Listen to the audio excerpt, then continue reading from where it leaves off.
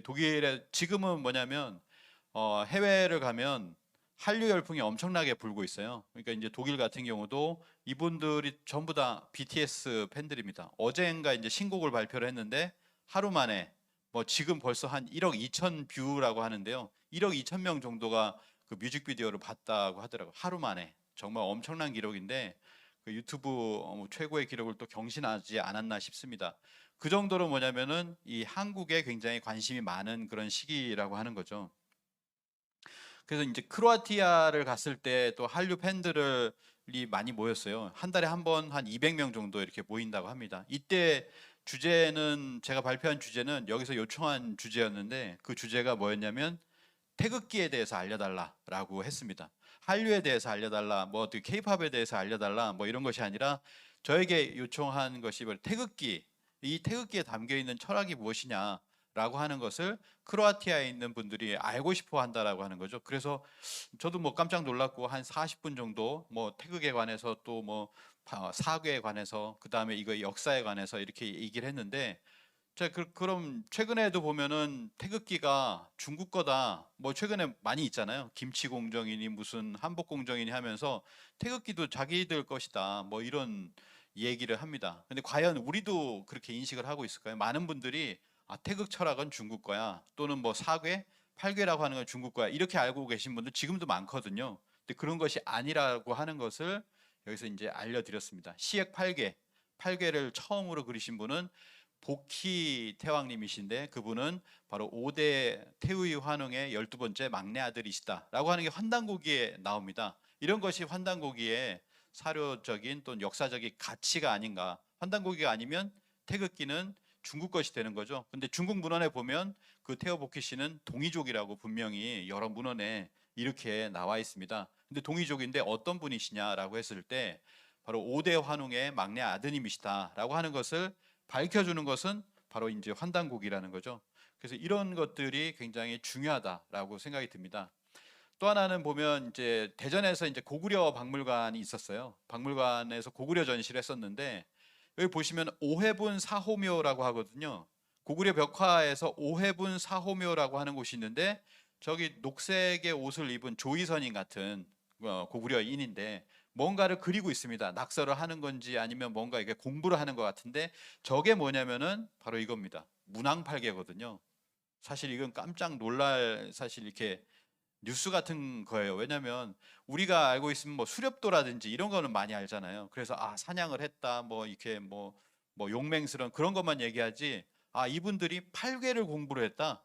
고구려에서 팔괘를 공부한 거예요. 문항팔괘를 공부했습니다. 근데 문항팔괘를 공부하려면 그 이전에 나왔던 좀 전에 보셨던 복희팔괘로 같이 공부하죠. 그 이전에 나왔으니까. 그럼 팔괘를 공부한다는 건 사상을 공부한 것이고 사상은 음양을 공부했다라고 하는 거거든요. 그래서 우주 변화 원리를 이렇게 고구려 때도 이렇게 공부를 했구나라고 하는 것을 우리가 알고 있거든요. 우리는 그걸 통해서 제세이화하고 홍익인간에서 이 우주 변화의 이치를 중국에서도 다 전해줬거든요. 뭐 이제 지난 며칠 전에도 이렇게 했지만 9년 홍수 때도 보면 오행치수법이라고 해서 오행에 치수하는 법을 우리가 알려줍니다. 오행이 중국에서 들어온 게 아니라고 하는 것을 분명히 이렇게 알 수가 있죠.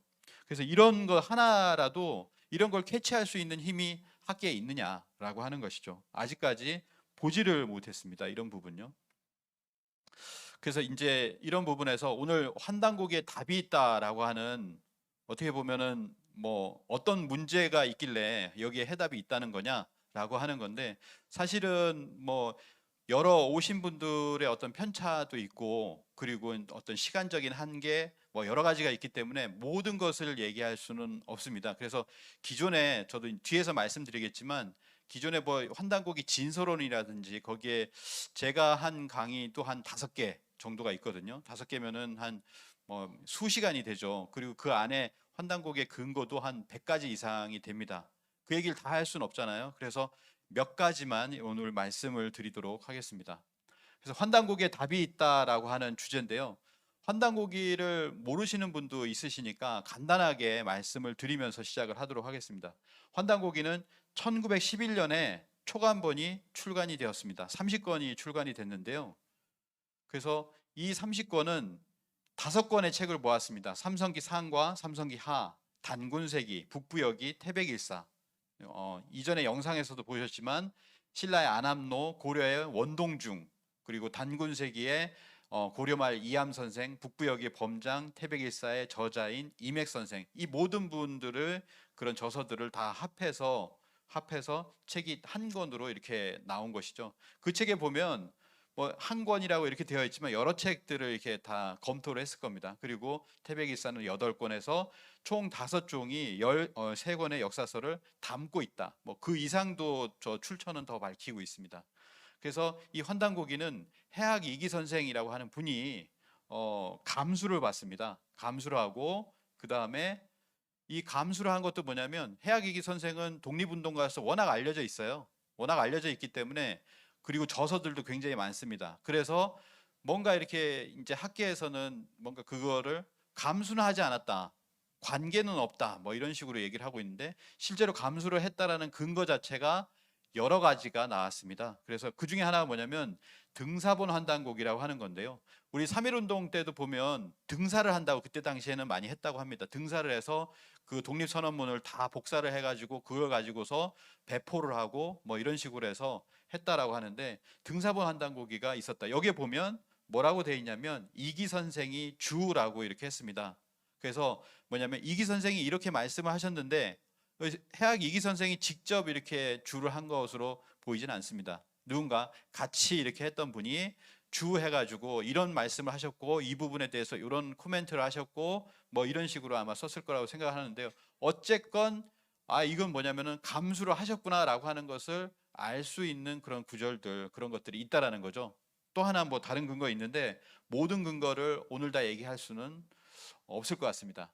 개연 선생이 만들었다고 하는데 개연 선생을 허구의 인물로 지금 뭐 학계에서 이렇게 몰고 있지만 실존 인물입니다. 개연 선생은 1920년 정신철학 통편이라고 하는 곳에서 천부경으로 이제 천부경을 가지고 계신 분, 천부경을 처음으로 그 각석을 하신 분, 그래가지고 그거를 만약 전병훈 선생에게 전해줍니다. 이런 과정이 정신철학 통편이라고 하는 책에 있다라는 거죠. 그리고 단군교의 기관지 단탁에 보면은 1921년에 개연수 기서라고 해서 개연 선생이 편지를 쓴 게 여기에 또 이렇게 남아 있거든요. 개연 선생은 확실히 실존 인물이고 천부경을 묘향산 석벽에서 그걸 발견을 하고 그거를 단군교에 보냈다라고 하는 거죠. 이런 것이 있습니다라고 하는 것을 보냈다라고 하는 것이죠. 독립운동가인 이시영의 감시 만화에 1930년대에 개연 선생에 대해서 언급이 되어 있고요. 천부경에 대해서도 언급이 되어 있습니다. 1940년대는 영변군의 영변군지의 초판이 42년인데요. 여기에 보면 개연수 선생이라고 이렇게 나와 있고 그 옆에 보면 천부경이 이렇게 적혀져 있습니다. 개연수에 의해서 1917년에 묘향산에서 채약 중에 발견되었다. 이거 왜냐하면 1920년대만 있는 게 아니라 20년, 30년, 40년 그리고 50년 계속해서 개연 선생은 언급되고 있다라고 하는 것을 말씀을 드리는 거예요. 그래서 뭐냐면은 결론적으로 말씀을 드리면 1897년에 먼저 해학 이기 선생과 개연수 선생이 만납니다. 감수사이고 스승이셨던 해학 이기 선생을 만나요. 그리고 만나고 나서 1909년에 해학 이기 선생이 돌아가시는데 그 이전에 이기 선생은 감수를 마치시고 돌아가시죠. 그래서 해학 이기 선생이 감수를 한 내용을 바탕으로 해서 정리 편집하여서 14년이라는 시간 동안에 정성을 들여서 1911년에 초간본이 나오게 되었다라고 하는 것이 올바른 추정일 것이다 라고 하는 것이죠. 그리고 여기에는 여천 홍범도 선생과 송암 오동진 장군이라고 하는 독립운동가, 그 독립운동가들께서 두 분의 사제를 털어서 그 이 재정 지원을 받아가지고 환단곡이 30권이 이렇게 나오게 되었다라고 하는 것입니다. 홍범도 선생은 아시겠지만은 뭐냐면 1937년에 연해주에 있던 독립운동가들 그리고 연해주에 있던 모든 사람들 약 20만 명이 되는 사람들이 그때 이 짐칸에 실려가지고 철도를 따라서 6,000km가 떨어진 카자흐스탄으로 이주를 하게 됩니다. 그리고 카자흐스탄에서도 저기 보시면 우슈토베라고 하는 곳 있죠. 거기서부터 또 다른 곳으로 이주를 하게 돼서 우즈베키스탄이라든지 그 다음에 여러 가지 스탄 국가들로 가게 돼요. 그렇게 이제 가게 되는데 그 중에서 뭐냐면은 바로 홍범도 장군 같은 경우에는 카자흐스탄의 크질 오르다라고 하는 곳이 있습니다. 저도 여기에 가서 참배를 이렇게 직접 드렸는데요.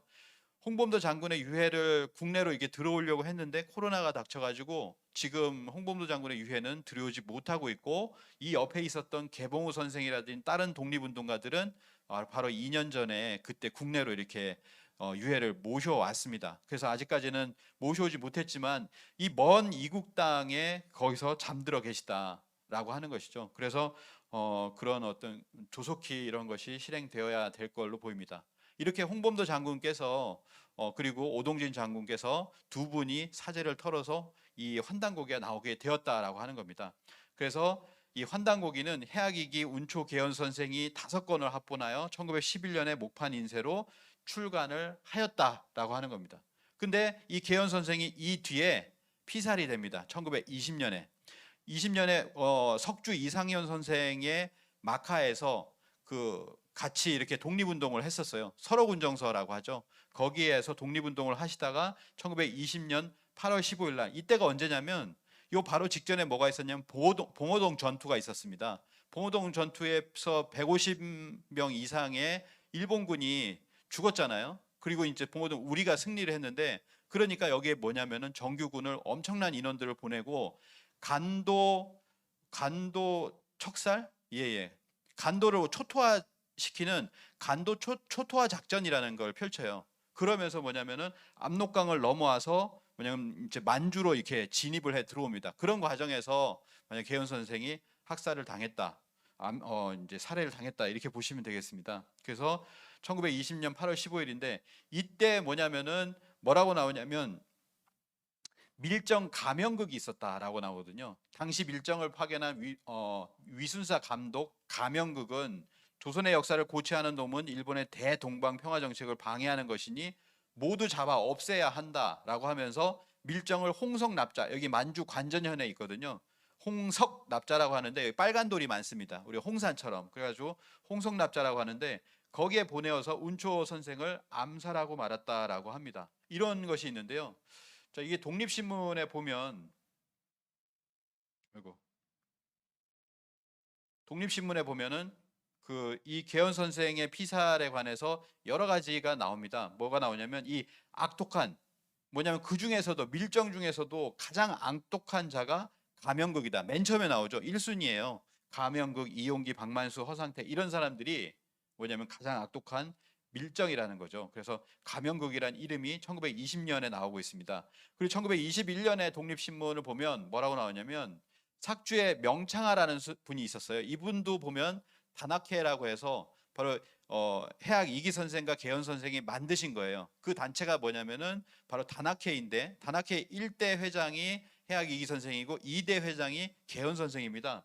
이 다나케의 간부로 있었던 명창하라는 분이 있는데 이 명창하라는 분을 추격을 하는 거예요. 누가? 바로 이 가명극이. 그래서 1920년 4월경에 가명극 외에 5, 6명이 와서 가택을 수색했다 이렇게 나오잖아요. 가택을 수색했다. 그리고 나서 뭐냐면 물품을 탈취했다. 그리고 나서 6월경에는 가구를 불태웠다. 11월경에는 또 7, 8명이 와서 명창하의 부인을 난타해서 중상케 하였다. 그리고 또 한 번 1월경에 와서 또 뭐 어떻게 하냐면 7, 8인 중국 군병을 데리고 와가지고 뭐냐면 가오까지 와서 불태워 버렸다라고 하죠. 몇 번에 걸쳐입니까? 5번, 6번에 걸쳐서 결국에는 완전히 몰살시키는, 그게 바로 가명극이라는 거예요. 이 악독한 자다. 이런 악독한 자에게 개연 선생도 걸린 거죠. 다나케 회원, 다나케 간부도 걸린 것이고요. 그래서 살해를 당하게 된다라고 하는 것이 이렇게 명확하게 이렇게 나오잖아요. 이런 똑같은 그런 상황이 있었다라고 하는 추정케 하는 그런 기사들이 독립신문에도 나오고 있다라고 하는 것을 볼 수가 있습니다. 그래서 이런 개연 선생이 죽었다, 이것도 지어냈냐? 절대 그런 것이 아니라고 하는 것을 알 수가 있습니다. 이 스승 개연 선생의 죽음을 목격한 사람이 14세의 이유립 선생이었습니다. 그때 당시에 천마산대에서 독립운동을 하던 청소년이었죠. 그래서 뭐냐면은 이때부터 이런 어떤 환단곡의 역사를 복원시키고자 하는 그런 마음도 있었고 그런 어떤 유언도 받았고 해가지고 해방 이후에 남쪽으로 내려오게 됩니다. 1948년. 그동안 수많은 어떤 우여곡절의 그런 과정이 있었습니다. 그 과정을 이유립 선생을 친일파로 몰아가는 것이 바로 이제 지금 학계의 어떤 만행이다라고 볼 수가 있는데요.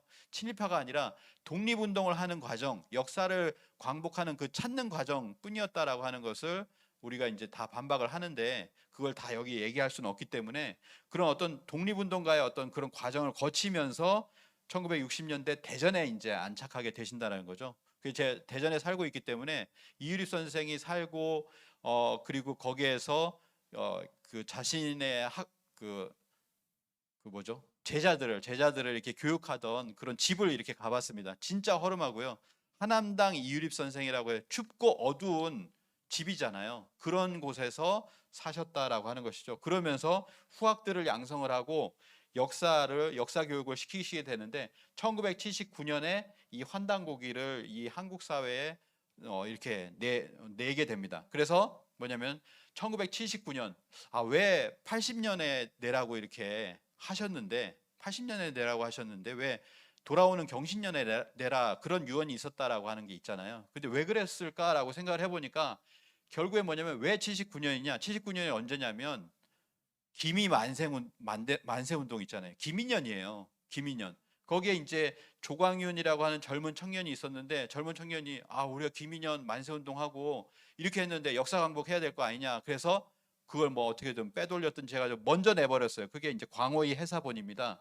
그래서 광호위 해사본을 발행을 하니까 그때 이제 이일입 선생이 이렇게 해서 이제 출처 처분을 하고 그 다음에 거기에서 오류를 바로 잡아가지고 그거를 1979년 12월본으로 해서 배달 우수본 100부를 발행을 하게 됩니다. 그래서 지금 세상에 나오는 번역본들은요 많은 부분이 뭐가 있냐면 광호의 해사본이에요. 광호의 해사본으로 많이 나왔습니다. 그리고 이것은 80년에 나온 것이 아니라 83년에 나왔다고 알려졌었는데 광주 환단고기 북콘서트에서 이거를 그동안 면밀히 조사를 해본 결과 80년에 나온 것이다. 정확하게 경신년에 내라는 말씀을 계현 선생의 말씀을 받들어서 80년에 나왔는데 세상에 이렇게 한 명 한 명 그때 찍어낸 게 백부잖아요. 이 백부를 중요한 분들에게 이렇게 전달을 하는 그런 과정이기 때문에 크게 세상에 알려지는 것은 배달의숙본은 뒤에 알려졌다라는 거죠. 그래서 번역본들이 광호의 해사본을 바탕으로 해서 번역본들이 나와서 뭐 1986년에 임순국의 환단고기 뭐 이런 식으로 해서 100만 부 이렇게 팔리면서 환단고기 붐이 이렇게 일어나게 되는 그런 상황 속에서 결국에는 뭐냐면은 아까 처음에 보셨지만 1911년에 안경전 역주본 환단고기가 이렇게 나오게 되었고 그리고 벌써 또 10년이 지났어요. 그래서 지금은 이제 개정판이 또 나오려고 이렇게 하는 어떤 그런 과정에 있다고 전해지고 있습니다. 그래서 환단고기는 해학이기 선생이 감수를 하고 그리고 계현 선생이 편절을 하고 그 다음에 이유립 선생이 전술을 해서 세상에 내놓게 되었다 이런 과정을 지금까지 거쳤다라고 하는 것이죠. 근데 왜 위서로 이렇게 몰아가느냐 학계에서는 환단고기를 그 과정을 보려면 그 배경을 조금만이라도 이제 좀 과거로 돌아가서 한번 알아봐야 되겠다라고 하는 겁니다. 그래서 그 부분을 이제 말씀을 드리려고 하는데요. 제가 이제 준비를 하다 보니까 시간이 많이 길다라는 걸 발견을 했어요. 그래가지고 좀 빠르게 넘어가는 걸 양해를 부탁드립니다. 식민지 유산이라고 하는데요. 일제 식민지를 우리가 이제 35년 그 이전부터 이제 핍박을 받아서 어떻게 70년 이상의 어떤 압력을 이렇게 받았는데 식민지 그래서 그거를 벗어나질 못하는 유산들이 있다라고 하는 거죠. 이런 사람이 이렇게 얘기했습니다. 미 항무국장인 라카드는 한국어로 한국식 민주주의로 한국인 교사로 대체하는 개혁을 제외하면 한국인은 1905년 을사늑약이죠. 을사늑약 이후 겪어온 교육 체제를 근본적으로 개혁하지 못했다라고 하는 겁니다. 교육 체제를 개혁하지 못하니까 어떻게 되냐면 우리 여기 계신 분들이 다 배웠던 그런 동요들 있잖아요. 학교종이 땡땡땡 어서 모이자. 그리고 여우야 뭐하니 잠잔다 잠꾸러기 뭐 이런 노래 있잖아요. 쎄쎄쎄 아침바람 찬바람에 뭐 이런 노래들 퐁당퐁당 돌을 던지자 뭐 이런 노래들이 있습니다. 전부 일본 동요거나 일본식 동요거나 아니면 개사를 한 개사곡이거나 이런 노래들을 우리가 지금까지 이걸 알고는 있어야 되는데 전혀 알지 못했다라고 하는 거예요. 그래서 우리 동요와 일본 동요가 이렇게 유사했다. 뭐 이제 이런 내용들이 있습니다. 시간이 없기 때문에 영상은 이렇게 넘어가고요. 수미양가라고 하는 성적 방식을 여기 계신 분들은 다 받았잖아요. 나중에 이제 지금은 21세기 초에 좀 바뀌었습니다. 수미양가라는 평가 방식에서 바뀌었는데 우리는 이 방식으로 평가를 했었죠. 수미양가. 이 평가 방식은 뭐냐? 미를 뺀 수양가라고 하는 것은 일본 사무라이가 잔혹한 행위를 하던, 이렇게 표현했지만 뭐냐면 조선인들의 머리를 베던, 조선인들의 코와 귀를 베던, 그래가지고 그걸 모아가지고 많으면 수요, 그리고 이게 적게 베었으면은 가다, 뭐 이런 식의 평가를 하던 방식이었다라는 거죠. 그 방식을 그들이 이렇게 우리 교육 때 그냥 썼었는데 우리는 그 해방 이후에 그대로 그냥 뭔지도 모르고 그냥 받아 썼다라는 거예요. 그렇게 해서 실제로 뭐냐면은 교도에 가면 포무덤이 있습니다. 여기는 이비총이라고 써 있어요. 이총이라고 쓰기를 이 사람들은 좋아하죠. 왜냐하면 귀라고 하면 덜 잔혹하다라는 거예요. 근데 코를 베었다 하면 좀 그 느낌이 굉장히 잔혹해 보이잖아요. 그래서 이총이라고 하는데 이거는 포무덤이라는 거죠. 왜냐하면 누군가를 이렇게 뭐 죽여가지고 전리품으로 가져간다라고 해서 귀는 두 개를 베어야 되잖아요. 근데 코는 하나만 베면 되잖아요. 그러니까 코를 베어가는 겁니다. 그래서 코무덤인데 여기 보면 조선인들이 거의 뭐 19만 명 정도의 조선인들의 그런 어떤 코가 있다라고 하는 거죠. 이걸 베어갔다. 그래서 목 260개를 베어서 그 코가 도착했소라고 해서 풍신수길이 수고했다고 감사장을 이렇게 주는 감사장도 이렇게 남아 있습니다. 여기가 뭐냐면 풍신수길의 신사예요. 그래서 교토에 가보시면은 여기를 꼭 가보시기 바랍니다. 코무덤이 있습니다. 코무덤이 저기 보이잖아요. 보이는데 풍신수길의 신사 앞에 있다라고 하는 것은 추모를 하기 위한 것이 아닙니다. 여기 당신의 전리품이 있습니다라고 하면서 그거를 보고 흐뭇하게 여기게끔, 그래서 이렇게 보는 쪽으로 해가지고 있는 겁니다. 이런 것을 하던 방식이 수미양가였다라고 하는 거죠. 그래서 우리가 어린 아이들에게 뭔가 무서운 저기를 할 때, 뭐 위험한 물질을 만지려고 할 때 에비에비라고 하는데 그거는 이비이비였다. 코와 귀를 베간다. 우리 뭐 이제 서울 대도시에 갈 때 뭐 이렇게 눈 감으면 코베 간다라고 하잖아요. 실제로 코베 간 시절이 이렇게 있었다라고 하는 것을 이렇게 알 수가 있죠. 그리고 이런 것도 그냥 유산이죠. 국보 1호가 남대문이다, 숭례문이다, 보물 1호가 동대문이다라고 하는 겁니다. 왜 우리는 대문이 국보 1호가 되어야 됐고 보물 1호가 되어야 됐을까? 그 이유는 뭐냐면 임진왜란 당시에 파죽지세로 이렇게 올라온 두 장수가 있었는데 고니시 유키나는 동대문을 돌파했고, 그리고 갓도 기요마사는 남대문을 거쳐서 한양으로 이렇게 들어왔다라고 하는 거예요. 서로가 누가 먼저 들어올세로 이렇게 들어왔는데 바로 승전문이기 때문에 남겨놓자, 이거를 폭파시키자는 논의가 있었어요. 그래가지고 했는데 이거는 뭐냐면 이런 식으로 얘기를 한 거죠. 입성한 승전문이 아닙니까? 이걸 파괴하는 것은 안타깝습니다, 아깝습니다라고 이렇게 뭐 거류 민단장이 이렇게 이야기를 하고 하니까 결국 파괴되지 않고 서대문은 폭파시켰다, 뭐 이런 겁니다. 그래서 이건 남아가지고 뭐가 되냐면 승전문으로 그들이 인식을 했기 때문에 국보 1호가 되고, 그리고 옆에 보면 이제 보물 1호가 되었다. 그때 당시엔 국보는 없었죠. 국보는 일본에 있었고요. 우리나라는 보물 1호, 보물 2호로 이렇게 인식을 했다. 그렇게 만들었다라는 거죠. 근데 해방 이후에 이 양식을 그대로 가져와서 이들이 만들었던 것을 그대로 국보 1호, 보물 1호로 제정을 해버리니까 지금까지 반대를 하고 있는 겁니다. 지금까지. 우리가 반대를 할 수밖에 없는 거죠. 그리고 1호는 상징성이 있기 때문에 이걸 빼자, 바꾸자라고 했던 거죠. 훈민정음 해례본으로 바꾸자, 강화도 마리산 참성단으로 바꾸자라고 이렇게 했던 겁니다. 이런 것들이 이제 뭐냐면 일제 유산인데, 식민지 유산이라는 말을 쓰는데 가장 큰 것이 무엇이냐면 실제로는 역사 말살이다라고 하는 겁니다. 그래서 그 역사 말살을 했던 대표자인 총독들을 보면 이토 히로부미 뭐부터 해가지고 실제 이제 데라우치 총독, 그리고 하가세와 사이토 총독 이렇게 지나가는데요. 한 명씩 한 명씩 보도록 하겠습니다. 이등방문이 와서 무엇을 했냐면 조선을 영구히 지배하려면 조선 역사 뿌리를 제거해야 한다라고 하면서 이등방문이 조선 왕실의 기증이라며 규장각의 사서들을 몇 수레나 일본으로 가져갔다. 이게 우리가 조사를 한 거 아니에요. 우리는 이런 거 조사도 하지 않습니다. 조사가 안 될 수도 있겠지만은 뭐 이렇게 해가지고 후지모토 유키오 일본 교수가 조사를 했다라고 하는 거죠. 그 다음에 테라우치 마사다케 일대 총독, 조선 총독부 총독이 됩니다. 조선인에게 일본혼을 심어줘야 된다. 영구적이고 근본적인 사업이 바로 역사 연구다라고 해서 조선의 극복급 문헌 자료를 빼돌려서 야마구치 현에다가 뭐 했냐면 테라우치 문고를 만들어서 18,000권을 갖다가 여기다 갖다 놨다라는 거예요. 그러면서 돌려달라고 하니까 뭐 100권 뭐 이렇게 돌려주면서 생색내고 있는 것이 지금의 어떤 현실이라고 하는 것이죠. 그래서 이렇게 이제 물론 이것만 가져간 것이 아니라 이때부터 뭐냐면 우리의 문서들을 강탈하고 분서하고 하는 행위들을 했습니다. 그리고 3대 사이토 마코토 뭐 그 3.1 혁명 이후에 이제 들어온 총독이죠. 먼저 조선 사람들로 하여금 자신의 역사와 전통을 알지 못하게 만듦으로써 민족혼 민족 문화를 잃게 해서 조선 청소년들이 그들의 아버지, 그들의 조상, 부조를 멸시하도록 만들고 결과적으로 조선 청소년들이 자국의 인물과 사적에 대하여 부정적인 생각을 갖게 하자. 이게 이제 역사 교육을 한다라는 거죠. 그래서 조선인들을 일본인으로 만들어야 된다라고 합니다. 그러면서 뭐냐면 이게 이제 계속해서 우리들의 사설을 20여만 권을 분서했다. 제가 봤을 때는 한 50만 권은 되는 것 같아요. 근데 우리 학계에서는 누군가가 또 논문을 썼죠. 20만 권이 아니라 10만 권이다. 10만 권이면 어떻고 20만 권이면 어떻습니까? 그거를 줄여가지고 이거는 거짓이다라고 얘기하는 그런 논문을 쓰는 학자도 있는데요. 14개월 만에 도서 20여만 권을 탈취해서 남산에서 소각했다라고 해서 재헌국회사에 나옵니다.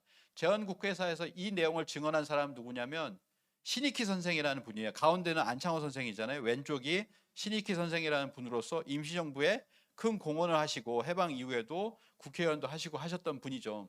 근데 이 신익희 선생이 뭐라고 하냐면 1910년 11월부터 모든 행정력과 군경을 동원하여 전국 방방곡곡에서 1년 2개월 동안에 걸쳐 가지고 종로의 서점, 대소서점, 향교, 서원, 구가 이 모든 것을 수색하여서 단군 조선에 관련된 사료와 민족 정신을 일깨우는 내용의 서적을 압수하거나 불태우는 만행을 저질렀다. 이렇게 제가 어디선가 이걸 가지고 얘기를 하니까 학자가 얘기한 게 아닌데 논문도 아닌데 뭐 이런 식으로 또 얘기하는 대학원생이 있더라고요. 그래서 저는 좀 어이가 없었습니다. 근데 뭐냐면은 이렇게 신익희 선생이 해방 이후에 이야기를 증언을 했다라는 거고요. 그리고 문정창 선생이 뭐라고 하냐면 군국 일본 조선 강점 36년사 여기에서 뭐라고 했냐면은 이런 책들이 역사서 등의 분소 및 판매 금지 소동이었다. 뭐 이렇게 얘기합니다. 그래서 범 51종 20만여 권을 불사르고 또한 이러한 유해 서적의 판매를 엄금하여 그 소지자와 열람자를 처벌하는 그런 시절이 있었다. 분서와 금서의 시대라고 얘기를 합니다. 분서, 뭐 불태운다라는 거죠. 금서화한다라고 하는 겁니다. 분서와 금서의 시대다. 근데 문정창 선생이 뭐라고 얘기했냐면 이 불운의 현장을 함께한 사람이 사학자 문정창이었는데 조선 총독부에 근무했어요. 그래서 지금 친일파 명단에 이렇게 들어가 있습니다. 근데 자신의 일들을 이렇게 회개를 합니다. 그때 군수 시절에 군수를 했던 거 내가 회개한다라고 하면서 반성을 하면서 칩거하면서 우리의 역사에 대한 책을 쓰고 일본의 만행에 관한 책을 써요. 조선 총독부에 근무하면서 그들의 조선사 말살 정책에 따라 규장각 등에 보관되어 있던 우리 역사서들을 가져다 모두 읽고 선별하는 작업에 직접 참여했다. 직접 참여했다라는 얘기를 하는 거예요. 그리고 뭐냐면 또 지시에 따라 식민정책에 위배되는 책을 경복궁 마당에서 직접 불태웠다. 자신도 불태웠다라는 얘기를 한 겁니다. 얼마나 이 얘기를 하기 힘들었겠지만 그걸 주변에 있는 자신의 어떤 지인에게 이 책을 쓰신 이종구 교수에게 이야기를 했다라고 하는 거죠. 경복궁 마당에 나도 직접 불태웠다. 라고 해서 이 이야기는 필자가 1972년경 문정창 선생으로부터 직접 들은 이야기다라고 해서 그는 시대를 살아가기 위하여 진 과거의 죄를 숨기지 않았다라고 합니다. 경복궁에서도 불태우고 처음에 보셨던 남산에서도 불태웠다라고 하는 거죠. 그래서 이런 어떤 과정이 있었다라는 겁니다. 그래서 우리의 역사서들이 소실되기 시작되고 강탈되기 시작했다라고 하는 겁니다. 여기에 보시면 또 다른 독립운동가인 최천택 선생의 이야기가 있습니다. 우리 역사를 말살시키니까 역사 교과서예요. 뭐 단군이 있고 뒤에는 기자 한 삭으로 넘어가기 때문에 그 역사가 다 올바르다고 할 수 없는 책임에도 불구하고 우리 역사를 배우고 싶었다라고 하는 거죠. 그래서 이 동국 역사라고 하는 책을 17세 때 우리나라 역사를 먼저 알아야 되겠다고 느끼고 소장한 동국 역사를 복사 출판하고자 등사판을 구입하여 하학 후에는 자필로 원고지에 옮겨 쓰고 한 편 찍어내서 배부하였다. 이때 일본 관원은 이란 합방 때 한국 역사에 관한 서적을 가가호호마다 수색하여 압수한 뒤 불태워 버릴 때다. 이 증언들이 곳곳에서 나오고 있어요. 그때 그렇게 됐다는 거죠. 가가호호의 역사에 관한 한국 역사에 관한 책은 이런 뭐 단군조선 이전의 역사를 다룬 책뿐만 아니라 이런 그때 당시에 교과서조차 압수하여 불태워버릴 때라는 거죠. 나 자신도 발각되어서 경찰에 붙잡힌 적이 있었다라고 이야기를 하고 있습니다. 이런 거죠. 역사에 대한 갈급증이 있었던 거예요. 이렇게 있었던 겁니다. 그리고 실제로 1919년 3.1 혁명 때 그때 우리나라에 들어와서 한 달 동안 기거를 하면서 이걸 적었던, 독립운동의 진상을 적었던 미국인 네다니엘 페퍼라고 하는 기자가 있는데요. 이 기자가 이렇게 얘기했잖아요. 한국의 역사는 절대로 엉금이다. 합병제가 강제로 체결되자 일본인들은 즉시 한국의 국사란 국사는 전부 압수하여 불태워버렸다. 한국의 문화를 한자 한획이라도 기획한 문자는 철저히 수색하여 폐기시켜버렸다. 이런 문자는 가지고만 있어도 그 소유자는 감옥에 수감됨을 면치 못하였다. 한국 국사는 가지고만 있어도 범죄가 되었다라고 이렇게 이야기를 하고 있습니다. 분명히 이렇게 증언자들이 많은데 언론에도 보도가 되었는데 영어로도 썼죠. 이게 미국의 쪽에도 알린 거예요. 그래서 일제가 리폼을 뭔가 개혁을 하기 위해서 가장 먼저 한 작업은 공공기록물과 사설 도서관을 통해서 한국의 문헌과 역사에 관한 저작물들을 조직적으로 모아서 태워버리는 것이었다라고 이렇게 이야기를 하고 있습니다. 모아서 태워버린다. collect and burn이라고 이제 영어로서 이제 표시를 했는데요. 한국의 저작물들을 Korean Works of Literature and History, 역사에 관한 그 저작물들을 뭐냐면은 모아가지고 전부 불태워버렸다라고 하는 증언을, 이런 어떤 기사를 쓴 거죠. 기자가 이렇게 취재를 한 거잖아요. 자, 이런 것들을 봤을 때 보면은 여기는 보면 대마도입니다. 대마도. 우리 역사에 대한 기록이 가득하죠. 가득합니다. 1923년에 그래서 조선 총독부에서 구로이타 고문이 여기로 탐방을 해가지고 고문 서류 6만 6천 매, 고기록료 3,576건, 요 섬 하나에서 고문 서류가 6만 6천 매가 나왔어요. 그러면은 이 한반도 전체, 저 만주 땅에서도 수거해오고 뭐 제주도에서 수거해오고 이런 것 얼마나 많겠어요? 그것이 20만 건이 안 된다고? 20만 건 이상이 됩니다. 한 50만 건은 될 거라고 생각을 하는데요. 그런 것들을 가져왔는데 일본 학자들, 일본에 만든 역사를 비호한다고 해가지고 20만 건 그런 일 없어, 뭐 이런 식으로 얘기하는 게 지금의 사실 학계라는 거죠. 1923년부터 37년까지 15년 동안 조선사 편수에서 또 모아놓은 사료는 또 거의 5천 종이 된다라고 합니다. 그래서 아까 잠깐 언급이 되었던 후지모토 유키오 교수는 이렇게 얘기합니다. 쭉 얘기해서 일본 전역에 5만여 권의 한국 고대 사서가 있다. 이건 뭐냐면 5군데를 조사해 보니 라고 얘기하는 겁니다. 5군데 조사해 보니 5만 권이 있다. 그러면은 불태우고도 남는 그런 책들이 여기에 수만 권이 지금 일본에 가 있다라는 거예요. 근데 이것이 다 공표가 된 책이냐? 그게 아닙니다. 뭐냐면 이런 것이 있다는 거죠. 일본 국내청 쇼려부 서릉부에 한국 도서가 얼마나 있는지는 진짜 규모는 아무도 모른다. 이번에 뭔가 이제 소송이 있었어요. 판결문에서 드러난 오노 외무성 과장의 진술은 한국에서 숨겨온 도서 목록이 따로 있다. 숨겨온 도서 목록이 따로 있다라는 거예요. 여기에 환단고기도 있을 수 있고 뭔가 우리의 어떤 민족의 어떤 사서들이 있을 수 있다라는 거죠. 공개된 거에는 없을지언정 실제 숨겨진 그런 사서가 있다라고 하는 겁니다. 그래서 이런 것들을 찾아야 된다라는 거죠. 일본 국내성, 동경 근처에 있는 일본 국내성 서릉부를 가보면 거기 딱 들어가 보면 전부 고서예요. 고문서, 고서입니다. 이게 다 한국에서 가져온 거죠. 그래서 이 고서들을 이렇게 보관을 하고 있습니다. 그리고 일본 나라에 보면 동대사라고 이제 관광객들이 많이 가잖아요. 그 동대사를 가면 바로 그 북서쪽에 정창원이 있어요. 정창원은 이렇게 보지는 못합니다. 평소에 이렇게 보진 못하고 경계의 철책이 엄청나게 높아가지고 이 끝부분이나 이런 부분이나 좀 볼 수 있지 이렇게 보지는 못하는데요. 정창원에는 뭐냐면 백제 통일 우리나라의 어떤 문화재들이 뭐 서류도 있겠죠. 뭐 책도 있을 겁니다. 그런 것들이 많이 있다. 근데 이걸 10월 달에 한 번 공개를 해요. 공개할 때 보면 다 백제 거, 신라 거 이런 겁니다. 그걸 한 번 공개를 며칠, 한 일주일 정도 이렇게 하고 또 닫아버리고 이렇게 하는 거죠.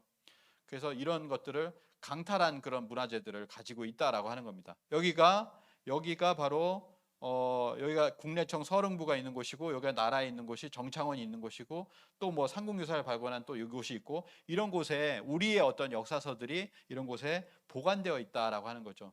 그러니까 우리의 역사서를 다 가져갔어요. 불태우거나 다 가져갔습니다. 그리고 뭐 남겨놓은 것이 삼국사기는 일본 서기하고 비교해가지고 그것도 불신, 나중에 보시면 아시겠지만 삼국사기도 불신합니다. 그리고 삼국유사는 어쩔 수 없이 그게 일본에서 먼저 내버렸기 때문에 어쩔 수 없이 삼국유사가 다시 등장하게 되는데 그 삼국유사도 불신을 하죠. 고조선기 믿을 수 없다라고 이런 과정을 거쳐서 일제는 한국사를 조작하기 시작합니다. 나다니엘 페퍼는 또 이런 얘기를 하죠. 한국은 2000년의 역사를 가진 나라요. 일본의 후진국이다. 한국은 예로부터 일본의 보호국이었다. 그러므로 이름은 한국사이나 사실은 일본식으로 날조된 일본사를 가르치고 있다. 뭐 이런 얘기를 하고 있습니다. 어떻게 하냐면 2000년이라고 얘기를 했잖아요. 그래서 아까 지부장님께서 말씀을 하셨지만 일본의 기원이 올해가 언제냐면 2681년이에요. 우리는 어떻게 됩니까? 단기 4354년이죠. 4354년, 2681년. 뭐 엄청나게 차이가 납니다. 1700년 이상 차이가 나죠.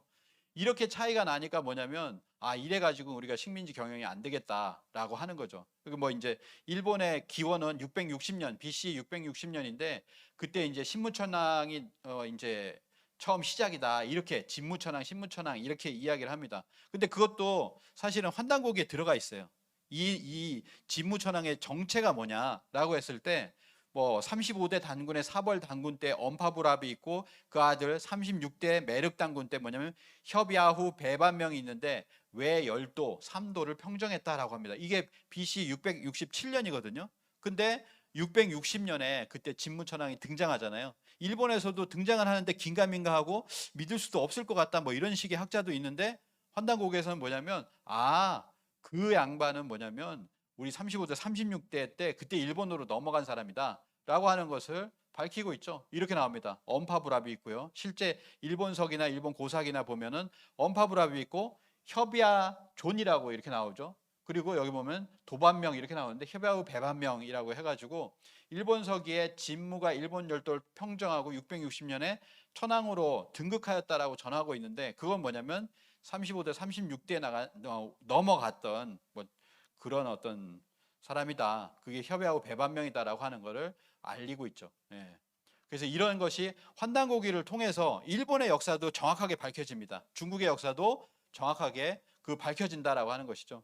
자, 이렇게 1700년이나 더 오래된 역사이기 때문에 뭐냐면 이게 단군 조선만 하더라도요. 그래서 뭘 없애냐면 이 단군 조선의 역사가 이렇게 쭉 있잖아요. 2000년이 넘는 역사가 있으면은 이걸 딱 없애야 되겠다. 초대 단군 왕검을 없애야 되겠다. 신화로 해버려야 되겠다. 그러면 어디까지 가냐면 쭉 넘어가서 준왕, 위만, 한사군으로 넘어갑니다. 왜냐하면 우리가 이씨 조선, 근세 조선에서 배웠던 것이 뭐냐면 이런 역사를 배웠어요. 그래가지고 이제 단군 구장의 중간에 기자가 있고 위만 한사군이라고 하는 것이 사대주의 사관에서 만들어져 있었습니다. 이미 만들어져 있기 때문에 초대 단군 한 것만 지우면 되겠구나 라고 하면 어디 쭉 넘어가서 약 2100년의 역사로 떨어지게 됩니다. 그래서 그거를 먼저 그렇게 하기 시작한 거죠. 그래서 우리는 대한제국 때까지 단군 신화라는 용어를 전혀 쓴 적이 없습니다. 그런데 1894년에 어떻게 되냐면 도쿄 국제대학의 시라토리 구라키치 교수의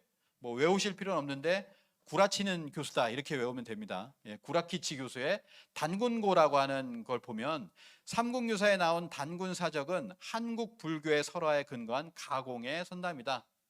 가공했다라고 하는 거죠. 이런 이야기를 하고 있습니다. 그리고 헤이오 우속 출신의 나카미치오라고 합니다.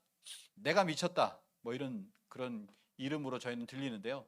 승도의 망설, 날조된 신화다 이렇게 얘기합니다. 승도의 망설을 역사상의 사실로 삼은 것이다. 단군왕검은 불교 승도의 망설이요 날조된 신화다라고 이렇게 이야기를 하고 있습니다. 이들이 지금 뭐냐면은 그 우위에 있는 어떤 입장에서 뭐냐면 이런 식의 어떤 망발을 한다는 거죠. 불교 승도의 망설이요 날조된 신화다. 라고 해서 날조된 신화다 이런 이야기를 하고 있습니다. 그래서 이걸 바탕으로 해가지고 뭐냐면 뒤에 이만희 시류가 1921년에 단군고라는 논문을 통해 가지고 단군의 건국사를 신화로 다시 조작을 하게 된다라고 하는 거죠. 나가미치오가 만든 단군 신화를 논리적으로 체계화한 것으로서 우리나라 역사 왜곡의 밑바탕이 되었다라고 하는 겁니다. 그래서 단군 신화라고 하는 용어를 우리는 쓴 적이 없다. 근데 이 단군 신화로 그 신화라는 것도 보면 그 앞에 형용사가 날조된 신화 망설이다 뭐 이런 것을 일본 학자들이 얘기했다는 거죠. 그래서 조선민족의 기원과 국가의 개창 형성에 이르기까지의 발전 과정에 관한 이 나라 고유의 사화, 사설 등은 일체 무시하라. 사화, 사설 일체 무시하라. 오로지 기록에 있는 사료만 의거한다. 뭐 이런 식으로 이야기를 한 거죠. 그래서 우리가 이야기식으로 전해왔던 삼국유사 믿을 바가 못돼 이렇게 이야기를 한 겁니다. 그래서 사화, 사설 등 일체 무시하라. 이게 조선사 편수의 사업 개요로서 이렇게 이거에 근거해 가지고 이제 조선사 편수에서 일본인들을 위한 한국인을 조선인을 일본인으로 만들기 위한 이 한국의 역사를 갖다 만들기 시작했다라고 하는 겁니다. 그래서 뭐냐면은 1922년에 조선사 편수회가 나오고 그리고 25년에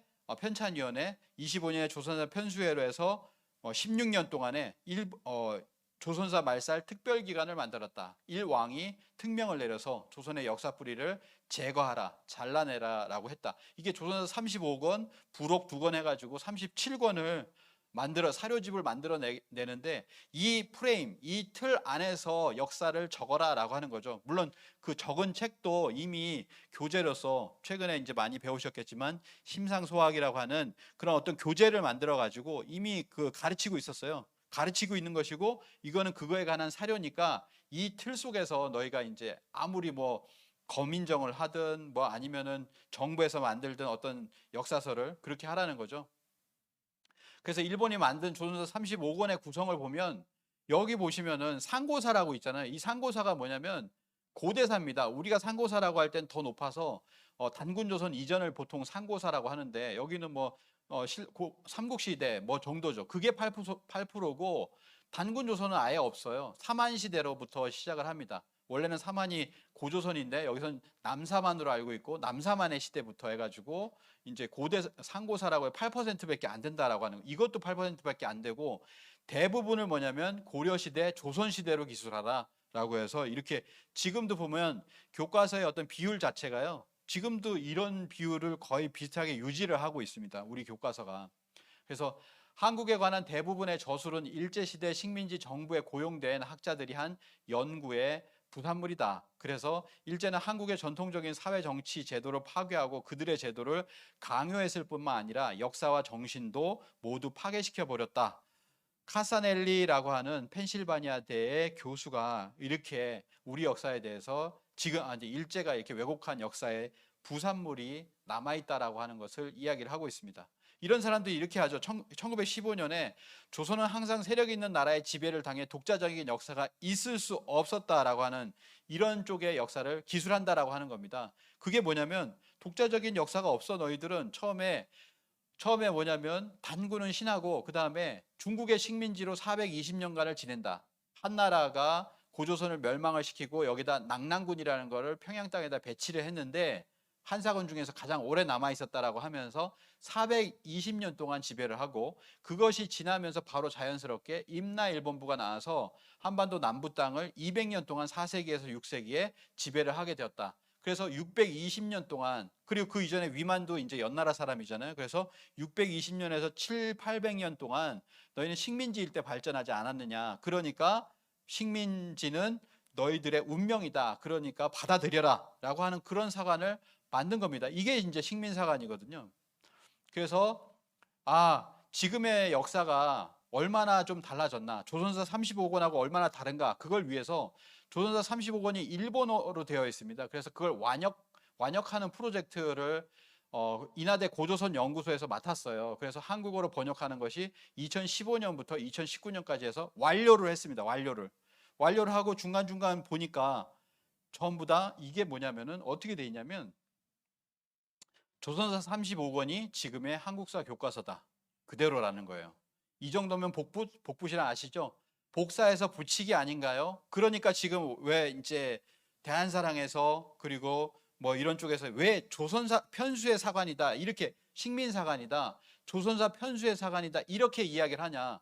왜냐하면 조선사 35권의 이 프레임과 이 시스템과 틀을 벗어나지 못하고 있다라고 하는 거죠.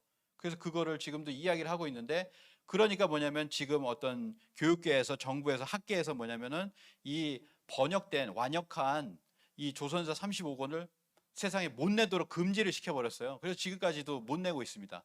다 번역해놨는데 돈을 많이 들여가지고 돈 재정을 받아서 번역을 다 해놨는데 왜 세상에 못 내놓냐 이거죠. 왜냐하면 그게 드러나면 그게 지금 교과서하고 그대로구나라고 하는 것이 드러나기 때문에 지금 학계가 새로운 어떤 역사 강복을 위한 노력을 안 했구나라고 하는 것이 드러나기 때문입니다.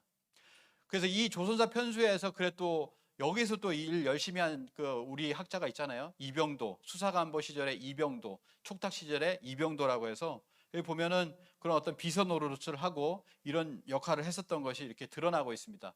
신석호도 마찬가지입니다. 조선사 편수의 수사관보로 발령이 났다. 뭐 이런 내용이 나와 있죠. 신석호 수사관보라고 이렇게 나와 있습니다.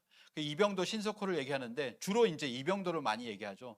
조선사 편수에서 이만희 시류의 수사관보로 일했던 친일파 역사학자 이병도가 서울대 사학과 초대 교수가 되고 60년대에 문교부 장관까지 역임하면서 우리 사학계에 거물로 등장하게 되고, 신석호는 조선사 편수에 참여하여 이제 수사관을 지내다가 광복된 이후에 국사관을 창설하고 이게 국사편찬위원회가 지금 된다라고 하는 겁니다.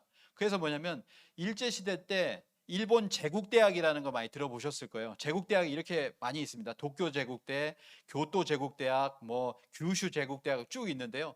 게이조 제국대학이라고 하죠. 경성 제국대학이라고 합니다. 이게 지금 서울대잖아요. 서울대로 경성이 서울이죠. 그래서 경성 제국대학이 서울대가 됩니다. 그러니까 전부 다 일본에 있어요. 일본에 있는 제국대학인데 딱 한 개, 경성 제국대학만 서울 이제 조선에 둔 거죠. 그렇게 해서 식민 통치를 하게 됐습니다. 그러니까 여기서 뭘 가르치냐면 그런 어떤 사람들을 양성하는 것을 가르쳤는데 그게 서울대가 되었다라는 거예요. 그래서 이게 이제 굉장히 중요한데요. 1945년 8월 15일 날 해방이 됐잖아요. 광복이 되었습니다. 근데 그 다음 날이에요. 8월 16일 날 제국대학 출신이 대다수를 차지하는 조선학술원이 창립이 돼요. 다음 날 미리 준비해서 제국대학 출신들이 대다수를 차지하는 조선학술원, 위원장 백남훈, 이걸 창립하여서 학술 부분을 이끌어 나가게 됩니다. 이 나라에, 이 대한민국의 학술 부분을 이끌어 나간다는 거예요. 여기에 제국대학 출신들이 대부분을 차지하게 되는 거죠. 81%면 뭐 5명 중에 4명이 제국대학 출신이라는 거예요. 근데 여기에서 보면 그 중에서 역사 파트를 누가 맡았습니까? 이 조선학술원의 학술을 대표해 나간다는 여기에 역사 철학부의 대표가 이병도입니다. 와세다 대학 출신의 이병도. 그래서 역사는 제국대학 출신이 아니라 와세다 대학 출신의 이병도가 맡았다라고 하는 거죠. 여기서부터 그냥 틀어지기 시작한 거예요. 그래서 이병도, 신석호는 광복 후 친일 세력이 다시 집권을 하자 조선사 편수의 경력을 발판 삼아서 역사학계를 장악해 조선 총독부 역사관을 하나뿐인 정설로 승격시켜 놓았다라고 하는 겁니다. 여기서 이제 쭉 계보가 내려가는 겁니다. 이병도, 신석호. 그래서 2세대, 3세대 노태돈, 4세대 송호정 뭐 이런 사람들로 이게 쭉 내려가고 있다라고 하는 거죠. 그리고 이 조선사 편수에서 처음에 아까 신석호 국사관, 그리고 그게 국사편찬위원회가 되었다고 했잖아요. 그리고 동북아 역사재단이 있고 뭐 이런 것들이 있습니다. 그래서 뭐냐면 하나만 보시면요, 좀 흐린데요. 그 3.1운동 100주년이 되었을 때 문재인 대통령이 기념사를 통해 가지고 이 3.1운동 때 210만 명이 참여를 했었고, 그리고 7,500명이 사망을 했다라고 이야기를 했어요. 7,500명이 사망을 했다라고 하니까 일본 외무성에서 반발을 합니다. 그거는 논란이 있다. 지금까지도 그게 몇 명 사망했는지 이게 서로 논란이 있기 때문에 그런 얘기를 해서는 안 된다라는 식으로 우리나라에 서한을 보내죠. 그런 사건이 있었습니다. 그런데 그 뭐냐면 논란이 있어요. 논란은 뭐냐면 조선 총독부 집계로는 사망이 550명이에요.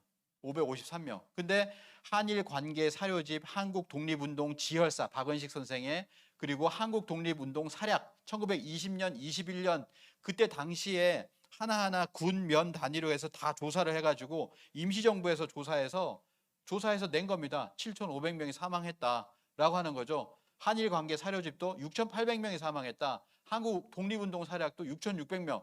우리나라는 공통이 이거예요. 공통이 6,000명 이상입니다. 사망을 했습니다. 근데 조선 총독부 집계는 550명 사망했다고 하고 국사편찬위원회는 934명이 사망했다고 해요. 1,000명이 안 된다는 거죠. 1,000명이 안 되죠. 1,000명이 안 돼요. 여기 6,000명에서 7,000명이에요. 국사편찬위원회는 어디 손을 들어주는 겁니까? 조선 총독부잖아요. 조선 총독부 550명 사망했다 그러는데 조사를 해보니까 이게 뭘 조사를 했냐면 조선 총독부에서 집계한 거 이런 거 한 사람 한 사람 수를 세요. 그래가지고 이거 933명밖에 안 되는데요. 이런 식으로 국사편찬회가 내놓고 있다라고 하는 거죠. 우리 사료들은 전부 다 무시하고 이런 것이 이거 하나만 보더라도 국사편찬위원회가 제대로 역사를 하고 있느냐라고 하는 것을 이 독립운동사에 관해서만으로도 알 수가 있다라는 거죠. 한국인은 1905년 이후 겪어온 교육 체계를 근본적으로 개혁하지 않았다. 뭐 리카드 미국 항모국장의 말이 진실이 되어간다라고 하는 겁니다. 단군은 신하다. 아까 그 4대 계보에 있었던 송호정 교수가 단군은 신하다 EBS에서 이렇게 발표를 했잖아요. 그러면서 이제 자신의 책에 이렇게 썼죠. 고조선은 국가 형성과 동시에 곧바로 멸망에 이르렀다. 형성과 동시에 망했다. 망했다라는 건 이제 한나라에 의해서 망했으니까 형성은 뭐냐면은 마지막 준왕 때 이때 형성했다. 그래서 우리 교과서에는 강력한 뭐 체제를 만들었다라고 하는데 망해가는 때 무슨 저희 강력한 그게 있습니까? 강력해졌다 뭐 이런 식으로 얘기합니다. 준왕 때. 그래서 위만이 들어와 가지고 찬탈을 하고 찬탈했던 위만 조선이 이어지다가 한나라가 들어오니까 또 1년 만에 멸망을 했다라고 해서 국가가 이때 형성이 되고 동시에 곧바로 고조선은 멸망에 이르렀다. 단군은 신하다. 이런 식으로 송호정 교수가 주장을 하고 있다라고 하는 거죠. 이게 바로 학계의 주장입니다. 송호정만의 주장이 아니라. 왜냐면 송호정 서울대잖아요. 서울대 다 따라가잖아요. 자, 그래서 여기 보면 그래서 이렇게 해서 교과서를 배우니까 우리나라 사람들 국민들을 조사를 해보니까 1,004명을 조사해보니까 단군은 가상의 인물이다 47%, 그리고 모르겠다 여기 이제 유보한 16%, 이걸 합하면은 거의 3분의 2가 지금 단군은 신하라, 단군은 허구의 인물 또는 모호하다, 실존 인물은 아닌 것 같고 뭐 이런 식으로 지금 알고 있다라는 겁니다. 여기에 보면 결과적으로 실존 인물이라고 하는 분이 37%가 있는데 이게 늘어나야 된다는 거죠. 이걸 바른 역사를 우리가 알려줘야 된다라고 하는 겁니다. 외국에서도 한국학을 40년 했다라는 교수도 UCLA 교수인데요. 기원전 1세기 혹은 기원전 1세기까 기원 후 1세기까지 한국은 역사 시대로 완전히 진입하지 않았다고 보고 있다라고 하는 거죠. 한국의 역사는 2000년 전후밖에 안 된다. 일제가 만들어 놓은 그 역사를 그대로 지금까지 그대로 배웠죠. 이걸 어떻게 배웠냐? 우리 학계에서 배운 거예요. 우리 학계 교재로 배운 겁니다. 그러니까 UCLA 교수도 미국인들에게 지금 한류 때문에 그 한국학과가 붐이거든요. 한국학과 들어온 사람들에게 다 이렇게 얘기해주고 있는 거예요. 그리고 유튜브로 또 이런 이게 유튜브에 올라와 있는 내용이죠. 한국 5천년 역사 천만의 말씀, 이 사람이 얘기한 겁니다. 한국 5천년 역사 아니에요 라고 얘기하면서, 그러면서도 뭐 한국 자랑도 이렇게 하고 그러는데 결국 이런 모순을 가지고 있다라고 하는 거죠. 이거에 말렸다. 2000년 역사를 가진 나라다라고 하는 일본이 만든 그 역사에 지금도 말리고 있다라고 하는 겁니다. 일본 식민사관의 핵심은 한사군 420년, 임나일본부 200년. 아까 이렇게 말씀을 이렇게 드렸죠. 그래서 뭐냐면은 이런 겁니다. 전부 한반도라고 하는 반도 속에 국한시켜 놨다라고 하는 거죠. 이렇게 모두 이제 그 시간도 축소를 시키고 공간도 이렇게 축소를 시켜놨다. 이병도 저 책을 하나 사봤어요. 저도 1조각에서 나온 이 1960년대 말하고 70년대 초까지 이게 국사 교과서입니다. 국사 교과서인데요. 낭랑은 한사군의 고조선을 멸망시킨 낭랑은 실로 420년간이나 이 땅에 존속하였던 것이었다. 이게 무슨 말이냐면 자랑스러워하는 거예요. 뉘앙스가 있잖아요. 그 뒤로 보면은 낭랑 때문에 발전했다는 내용으로 이렇게 나옵니다. 420년. 이 420년이라는 게 지금도 있냐? 교과서에서 지금 학생들도 저희 이런 거 안 배웠는데요. 그게 아니라 문장이 여기 있고 여기 있고 해가지고 모르는 거지. 이렇게 돼 있어요. 국립중앙박물관을 가보면 지도가 있고 연표가 있으니까 이걸 합쳐보면 어떻게 되냐면 420년으로 그려져 있잖아요. BC 108년부터 313년. 우리 지금 용산구 이천동에 있는 국립중앙박물관이 그렇습니다. 많은 사람들이 다 여기 가서 역사 배우잖아요. 420년 돼 있고 지도가 안으로 들어가면 지도가 있는데 낭랑이라고 써 있죠. 여기 보면은 낭랑이 여기 있구나. 한나라 식민지가, 한나라가 고조선을 멸망시키고. 제가 이제 딱 여기서 이제 촬영을 하면서 보니까 선생님들이 어린 아이들을 데리고 와서 뭐냐면 이 지도에서 가르치는 건 딱 이거예요. 이거 가르치고 지나가더라고요. 자, 한나라 고조선이 멸망을 했어. 그 다음에 한나라가 여기다가 낭랑을 설치를 했는데 여기다 설치를 했다. 자, 가자. 딴 데로 가요. 딴 데로 가더라고요. 학생들 데리고. 그리고 또 다른 뭐 어린 그 초등학생들 데리고 또 이게 교육하고 그렇게 얘기합니다. 저도 가이드를 하려고 여기 와서 저는 반대로 얘기했는데 반대로 얘기하는 사람이 거의 없잖아요. 그러니까 대부분 하루에 막 1,000명씩 이상은 이런 교육을 받고 가더라라고 하는 거죠. 예. 이런 것이 다 있습니다. 지금도 보면 이게 2021년 4월 11일 최근까지 했던 그 유리에 관한 거잖아요. 유리가 어디서 들어왔냐? 낭랑에서 들어왔다. 그러면서 낭랑은 고조선 멸망 후에 설치된 한군현 중 하나로 기원전 108년에서 기원후 313년까지 420년간 한반도 서북지방에 존속했다. 단정을 짓고 들어가죠. 그러면서 뭐 유리가 중국에서 유입된 식으로 이렇게 이야기를 하고 있습니다. 한국사 교과서에는 교과서가 이제 고등학교는 8종이에요. 8종 중에 보면은 어디가 있냐면 해남 에듀라고 있어요. 여기를 보면은 어떻게 되어 있냐면 물론 여기 뭐 단군도 없어요. 단군도 언급이 이제 안 되기 시작했습니다. 단군이 고조선을 건국했다라고 하는데 단군이 없어요. 그러면서 뭐 계급이 어떻게 됐느니 하면서 그냥 뭐 이제 들어갑니다. 고조선 멸망했다. 뭐 이런 걸로 이렇게 들어가면서 그 다음 페이지에 뭐라고 되어 있냐면 한은 고조선 일부 지역에 4개의 군현을 설치했다. 그중 낙랑군은 고구려에 흡수되기까지 400여 년간 존속하였다. 여기도 제목도 이렇게 써 있잖아요. 400여 년 존속한 낙랑군이라고 이렇게 써 있습니다. 이게 평양에서 나왔다라고 하면서 이게 평양에 있다라는 걸 보여주죠.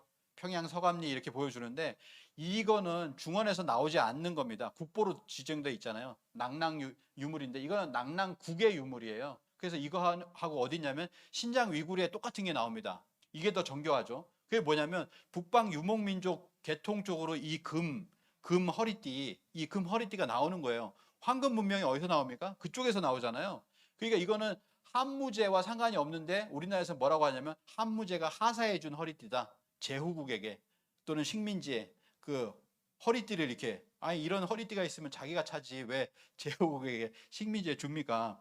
그래서 여기 보면 용이 7마리가 꿈틀꿈틀 대고 있는 뭐 굉장히 정교한 이런 금속 쇠공 기술이 한나라에는 없었다라고 단정을 합니다. 그런데도 이렇게 얘기한다는 거죠. 그래서 뭐냐면 한나라의 식민지. 그러니까 지금 반크 있죠. 사이버 외교 단체 반크에서 이런 지도 잘못됐어요라고 해서 고발을 합니다. 이거 잘못됐습니다라고 해서 미국 교과서에 갔다가 이메일 보내고 막 해요. 그런데 뭐냐 우리 학계는 이걸 인정을 하는 거잖아요. 이걸 인정을 하는 거예요. 420년 동안 한나라 식민지가 한반도 북서부에 있었다, 북부에 있었다 이렇게 이야기를 하면 한나라가 어떻게 그립니까? 이렇게 그리죠, 당연히. 여기까지 그리게 되는 거죠. 한강 여기에다가 이제 뭐 밑에까지 내려와요. 뭐 한강이 한나라하고 똑같다 이러면서 여기까지 내려옵니다. 한강교역까지 한나라로 이런 것이 전 세계 교과서에 거의 다 있다라는 거죠. 거의 대부분 있더라. 반크에서 이번에 한 50개 정도 조사를 해봤는데 거의 대부분 이렇더라라고 하는 얘기를 합니다. 일본은 더해요. 일본의 그 교과서나 이런 걸 보니까 일본은 우리나라 역사를 한사군으로부터 시작한 걸로 하는데 여기까지 내려옵니다. 여기까지. 더 아래쪽까지. 왜냐하면 이 한사군이 거치면 여기는 무슨 땅입니까? 임나일본부 땅이잖아요. 그러니까 임나일본부 되는데 제외하고는 전부 한사군이에요. 뭐 이런 식으로 일본 교과서는 또 이렇게 만들어 놨습니다. 전부 다 이렇게 됐다. 이게 반크에서 신고한 그런 어떤 뭐 언론에 보도된 그런 어떤 교과서들이잖아요. 전부 이렇게 되어 있다라고 하는 거죠. 전부 이렇게 되어 있다. 만리장성도 마찬가지입니다. 지난 시간에 그 한 달 전에 그 최원호 국장님께서 또 이렇게 만리장성에 대해서 많이 말씀을 해주셨는데 만리장성 보면 여기까지 와 있잖아요. 왜 여기까지 만리장성에 와 있냐? 한사군, 낙랑군이 있는데 낙랑군은 군현 제도잖아요. 25개 현이 있는데 수성현에는 만리장성 기점이라고 되어 있어요. 그러니까 뭐냐면 수성현, 낙랑군이라고 얘기하면 낙랑군이 만리장성 기점이다. 그러면 낙랑군이 여기 있으니까 만리장성 기점이니까 여기까지 끊는 거죠. 아니 중국으로는 얼씨구나 하고 여기까지 그냥 이어버리는 겁니다. 그래서 뭐 연나라 장성, 진나라 장성 해가지고 전부 다 평양 근처까지 이렇게 만리장성을 넣어버려요. 이게 사실은 최근에 된 것 같지만 전부 90년대부터 다 됐습니다. 제가 옛날에 조사를 해봤는데 그때부터 다 들어가 있어요. 그래서 뭐냐면은 동북공정이라고 하는 거는 아니 그 시진핑이 1919년에 이렇게 얘기했잖아요. 한국은 사실 중국의 속국이었다. 이 400년 동안의 지배만 가지고도 얘기할 수 있는 거거든요.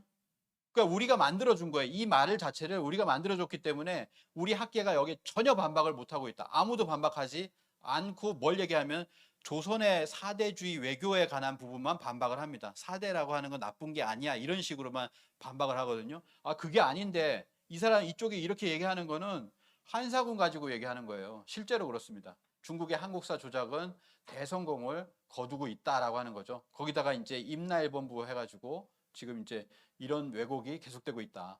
4세기, 6세기에 일본이 한반도 가야 땅에 임나일본부를 설치하고 백제 신라를 통치했다. 일본군 참모본부가 창설을 한 겁니다. 그래서 일본 서기에 보면 신공 황후가 고구려 백제 신라를 무릎 꿇리는 내용이 있어요. 실제로 그런 내용들이 일본 서기에 있습니다. 그래서 사만의 나라를 굴복시켜. 이것도 보면 이게 뭐냐, 이 사만이 뭐냐라고 하는 것을 밝혀주는 게 환단곡입니다. 이게 대마도다. 대마도가 3가라가 있었다. 그래가지고 고구려의 가라가 있고 그다음에 백제의 가라가 있고 그다음에 신라의 가라가 있다라고 하는 걸 명백히 밝혀주거든요. 그러니까 만약에 왔다고 하더라도 대마도 정도 왔다라고 하는 것을 명확하게 알 수가 있습니다. 환단곡에 그렇게 이제 명확하게 알려주고 있다라는 거죠. 우리나라에 뭐 어림도 없다라는 겁니다. 근데 이 신공항후에 이제 그 뭐냐면은 우리나라를 여기 보면은 이완용이 이토 히로부미 앞에서 도장을 찍는 장면, 우리가 뭐 나라를 넘겨주는 장면이죠. 그걸 하늘에서 보고 있어요. 신공황후가 보고 있습니다. 일본에 그토록 우리나라를 차지하려고 했던 모든 사람들의 그 끝에 뭐가 있냐면 신공황후의 임나일본 부설이 자리 잡고 있다는 거죠. 그 일본인들의 뇌리 속에, 왜냐하면 지금도 일본인들 교과서에는 다 이 임나일본 부설이 들어가 있어요. 아, 일본은 임나일본설을 극복한 지 오래됐다. 한국도 인정하지 않고 일본도 인정하지 않는다. 천만의 말씀입니다. 일본에 있는 그 교과서들 전수조사를 딱 해보니까 거의 100% 임나일본부설이 들어가 있습니다. 야마토 외가 한반도 남부에 영향을 미쳤다라고 하면서 그 옆에 사진 들어가 있죠. 광개토대왕 비문 들어가 있고 칠지도 들어가 있고 다 들어가 있습니다. 근데 그걸 갖다가 우리 학에 왜 그렇게 얘기하는지 모르겠어요.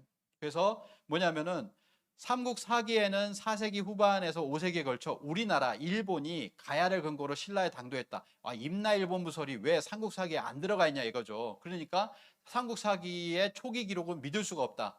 신라의 기록도 믿을 수가 없고 백제의 기록도 믿을 수가 없다라고 해서 신라 본기의 전반부 상대에 보이는 외국관계 영토 기사는 모두 사실이 아닌 것으로 이해된다라고 하면서 뭐냐면은 삼국사기 초기 기록을 완전히 불신하게 되었다라는 거죠. 자, 이렇게 돼서 어떻게 되냐면 일제 식민사학자들이 임나일본부를 집어넣기 위해서는 삼국사기를 불신해야 되겠다. 초기 기록, 특히 초기 기록이라고 했는데요. 사실은 뭐냐면 삼국사기에서 자신들에게 불리한 내용은 전부 다 불신합니다. 그 뒤에 있는 기록도 다 불신하고 있거든요. 그래서 뭐라고 하냐면 이렇게 얘기합니다. 스에마스 야스카스, 신라의 내무랑이 신라 최초의 왕이다. 이만희 시류, 삼국사기 초기 기록은 조작됐고 내무랑이 신라 최초의 왕이다. 이케우치 히로시, 삼국사기 초기 기록은 조작되었다. 고대 한국은 일본의 식민지였다. 이렇게 얘기합니다. 그래서 우리 교과서에서 왜 신라 초기에 박혁거세 안 나오고 뒤로 가서 내무랑을 배우냐 이거죠. 그게 다 지금도 내무랑 배우거든요. 우리 머릿속에 내무랑이 있잖아요. 내무랑이 있습니다. 왜냐하면 우리도 그렇게 배웠기 때문에. 근데 그게 뭐냐면 그 암기했던 내무랑이 뭐냐면 그때부터다라고 일본 학자들이 그렇게 얘기했기 때문이다. 그러니까 우리 학자들도 뭐 몇 년 전에 그 학계의 어떤 학술 강좌인데 모든 교수들이 이 신라학을 했던 모든 교수들이 신라 초기 역사는 답변을 회피하고 싶다. 누가 질문을 하니까 신라 건국식이 말 못하겠다. 말을 못한대요. 왜 말을 못합니까? 있으면 있고 없으면 없는 거지. 그 다음에 김모 교수 서기 4세기 중반까지 신라는 없었다. 그리고 윤모 교수는 삼국 초기 역사는 북한의 삐라로 본다 라고 하는, 북한 삐라로 본다. 북한 삐라 진실로 안 보잖아요. 그러니까 그런 얘기를 하는 거예요. 그런 얘기를 하는 겁니다. 이게 우리 역사학계입니다. 역사학계. 신라 초기 역사는 역사가 아니다. 이게 이렇게 돼버린 거예요. 그래서 뭐냐면 우리 교과서입니다. 교과서에서 고구려는 태조왕, 백제는 고이왕, 그 다음에 신라는 내무랑 때부터 세습이 뭐 되기 시작했다. 고이왕 때 왕위가 셌을 때 그 전에도 부자 세습이 있었고요. 신라도 마찬가지입니다. 근데 왜 이런 얘기를 하느냐? 태고내라고 외웠다라는 거죠. 자, 우리는 예로부터 어렸을 때 그 다 태고내라고 해서 태조왕, 고이왕 이거 외웠지 않느냐? 캐고네라고 외웠다라는 거예요. 암기 과목입니다. 그래서 이것을 무너뜨린다는 것, 이것을 바꾼다는 것은 천동설에서 지동설로 넘어가는 것보다 쉽지 않은 아주 어려운 문제가 될 수밖에 없다. 스다 소키치 이병도 선생이 만든 이 틀 속에서 안주하면 모든 게 편하다. 이렇게 이정욱 교수도 이렇게 이야기를 하고 있습니다.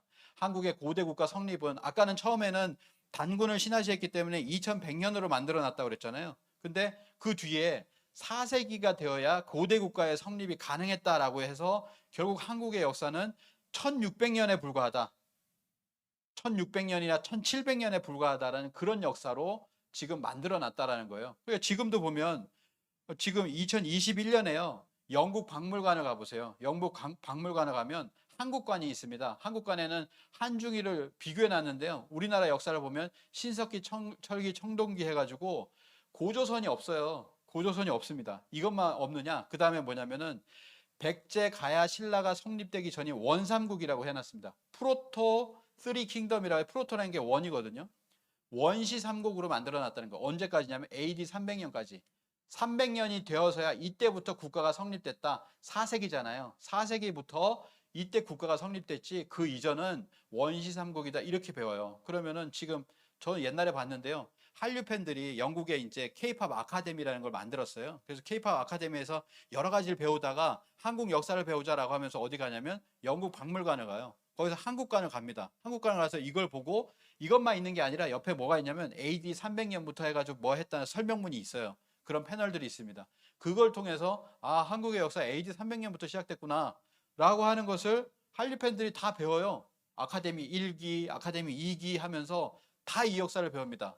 영국 박물관이지만 유럽에서 다 오잖아요. 유럽에서 다 그런 한류 팬들이 다 이거 배우는 거예요.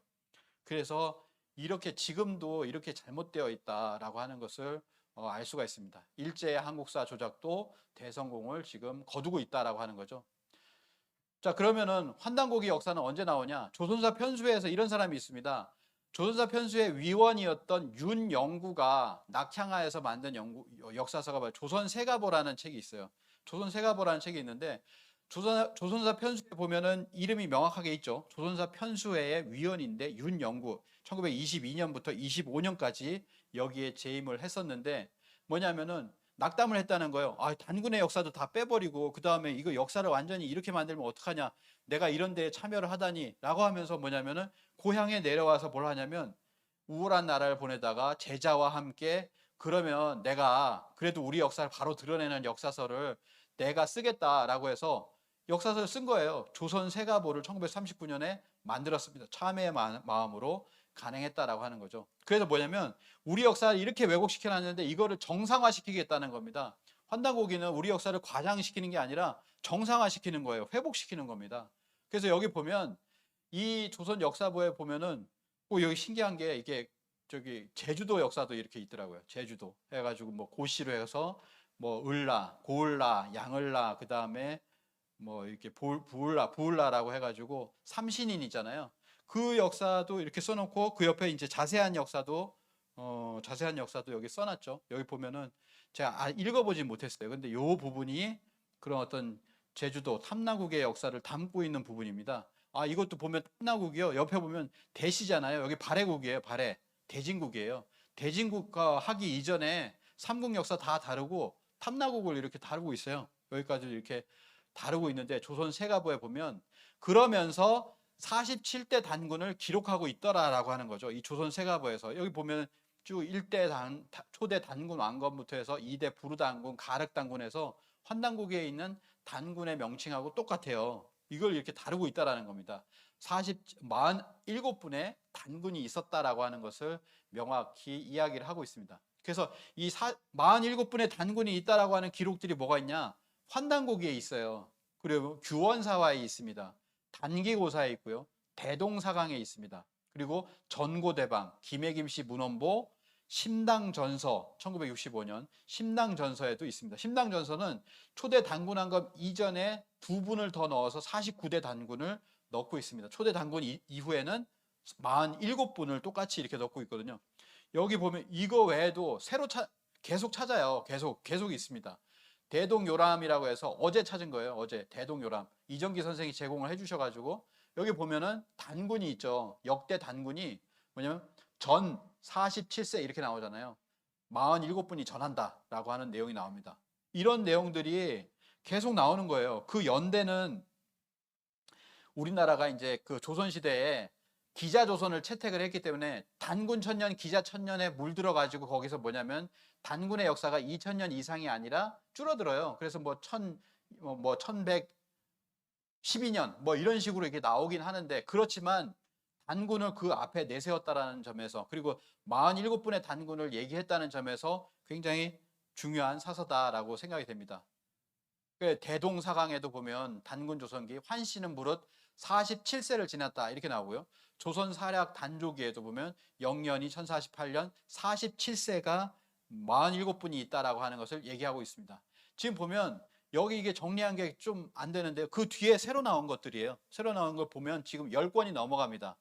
10개의 사서 이상의 47분의 단군이 있었다라고 하는 것이 나온다라고 하는 거죠.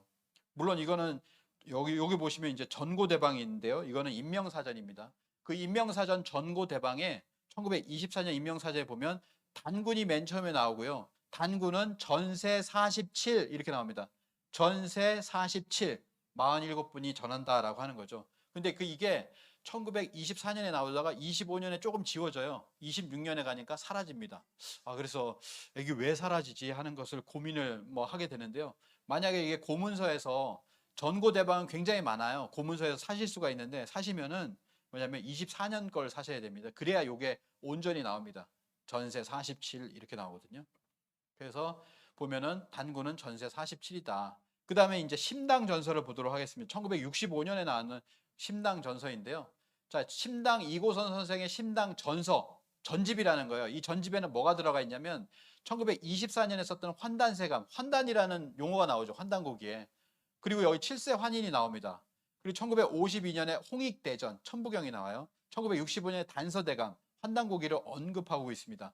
그리고 1981년에 81년에 이걸 출간한 거예요. 심당 전서를 출간했는데 요때 지은 책들이 묶여져서 나온 겁니다. 그래서 영인 참고 문헌이 422권이다 이렇게 나오죠. 그래서 보면 이 중에서 뭐가 나냐면 환단 세감의 서문을 보면 뭐라고 나오냐면 1924년에 썼어요. 이 서문을 24년에 썼다라고 하는 거죠. 그 24년 이전에는 그 환단 세감에 뭐가 나오냐면 7세 환인이 나옵니다. 환인이 7분이 계셨다. 환국 천재, 환국의 천재이신 환인, 1세 환인이 이렇게 나오고요. 그리고 2세 환인 나오고 3세 환인 이렇게 나옵니다. 4세 환인, 5세 환인. 쭉 환단고기가 똑같이 나옵니다. 똑같이 나오거든요. 그래서 이걸 보면 1924년에 분명히 환단고기를 봤구나. 이고선 선생은. 그리고 그러니까 참고 문헌에 넣은 거예요. 아니 1911년 초반본이 없다라고 지금 막 주장을 하잖아요. 1979년에 그동안 막 이렇게 조작을 해가지고 75년도, 76년도 계속 뭔가 쓰고 있었다. 이일입 선생은 계속해서 조작해내고 있었다. 그러다가 79년에 냈다. 이런 식으로 이제 얘기를 하는데, 벌써 뭐냐면은 이 심당 이고선 선생의 참고 문헌에는 이미 환단고기가 있었어요. 환단고기 있지 않습니까? 환단 세감 1924년에 쓴 건데 벌써 환단고기에 내용이 들어가 있어요. 자, 이걸 보면 1911년 초간본이 분명히 있었다라고 하는 것을 알 수가 있습니다. 참고 문헌에 보면 삼일신고 북부역이 환단고기 속에 들어가 있는 단군세기, 북부역이 다 들어가 있잖아요. 이걸 다 봤다라는 거예요. 참고를 했다라고 하는 겁니다. 그래서 뭐냐면 지금 그 학계는 이렇게 줄여버렸습니다. 전체 고조선 2000년 역사에서 초대 단군 왕검을 줄여버리면 어디로 가면 끝으로 간다는 거죠. 끝에만 좀 남아있다라고 하는 건데, 그러면 어떻게 되느냐? 이게 어떻게 되냐면 이 얘기입니다. 그럼 초대 단군 왕검을 실존 인물이라고 얘기하면 어떡할 거냐?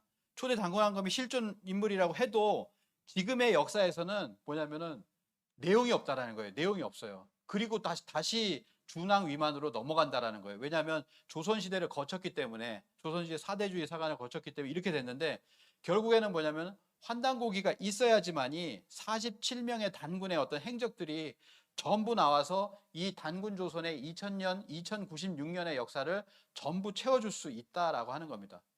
1대 단군 몇 가지만 볼게요. 1대 단군을 보시면 이렇게 나옵니다. 환단고기에는요, 단군 왕검의 십몇 년에 태어나셨다고 해요. 십몇 년에 5월 2일에 인시의 박달나무 우거진 숲에서 태어나셨다라고 합니다. 그리고 14세 갑진년에 웅시국의 비왕으로 즉위하셨다라고 나오고, 그 다음에 무진년에 단군 무진년 38세 때 단군 무진년 단국에서 돌아와서 아사달 단목토에서 온 백성이 천제자로 추대했다. 삼국유사에 보면 뭐라고 나오냐면 여고동시다. 요임금하고 동시대였다라고 얘기를 하잖아요. 동시간대였다. 그러니까 요게 그게 언제냐면은 이 갑진년에 단군도 보면 웅시국의 비왕으로 즉위를 해요. 그리고 갑진년에 요임금도 즉위를 합니다. 그러니까 여고동시예요. 이것도 맞는 거예요.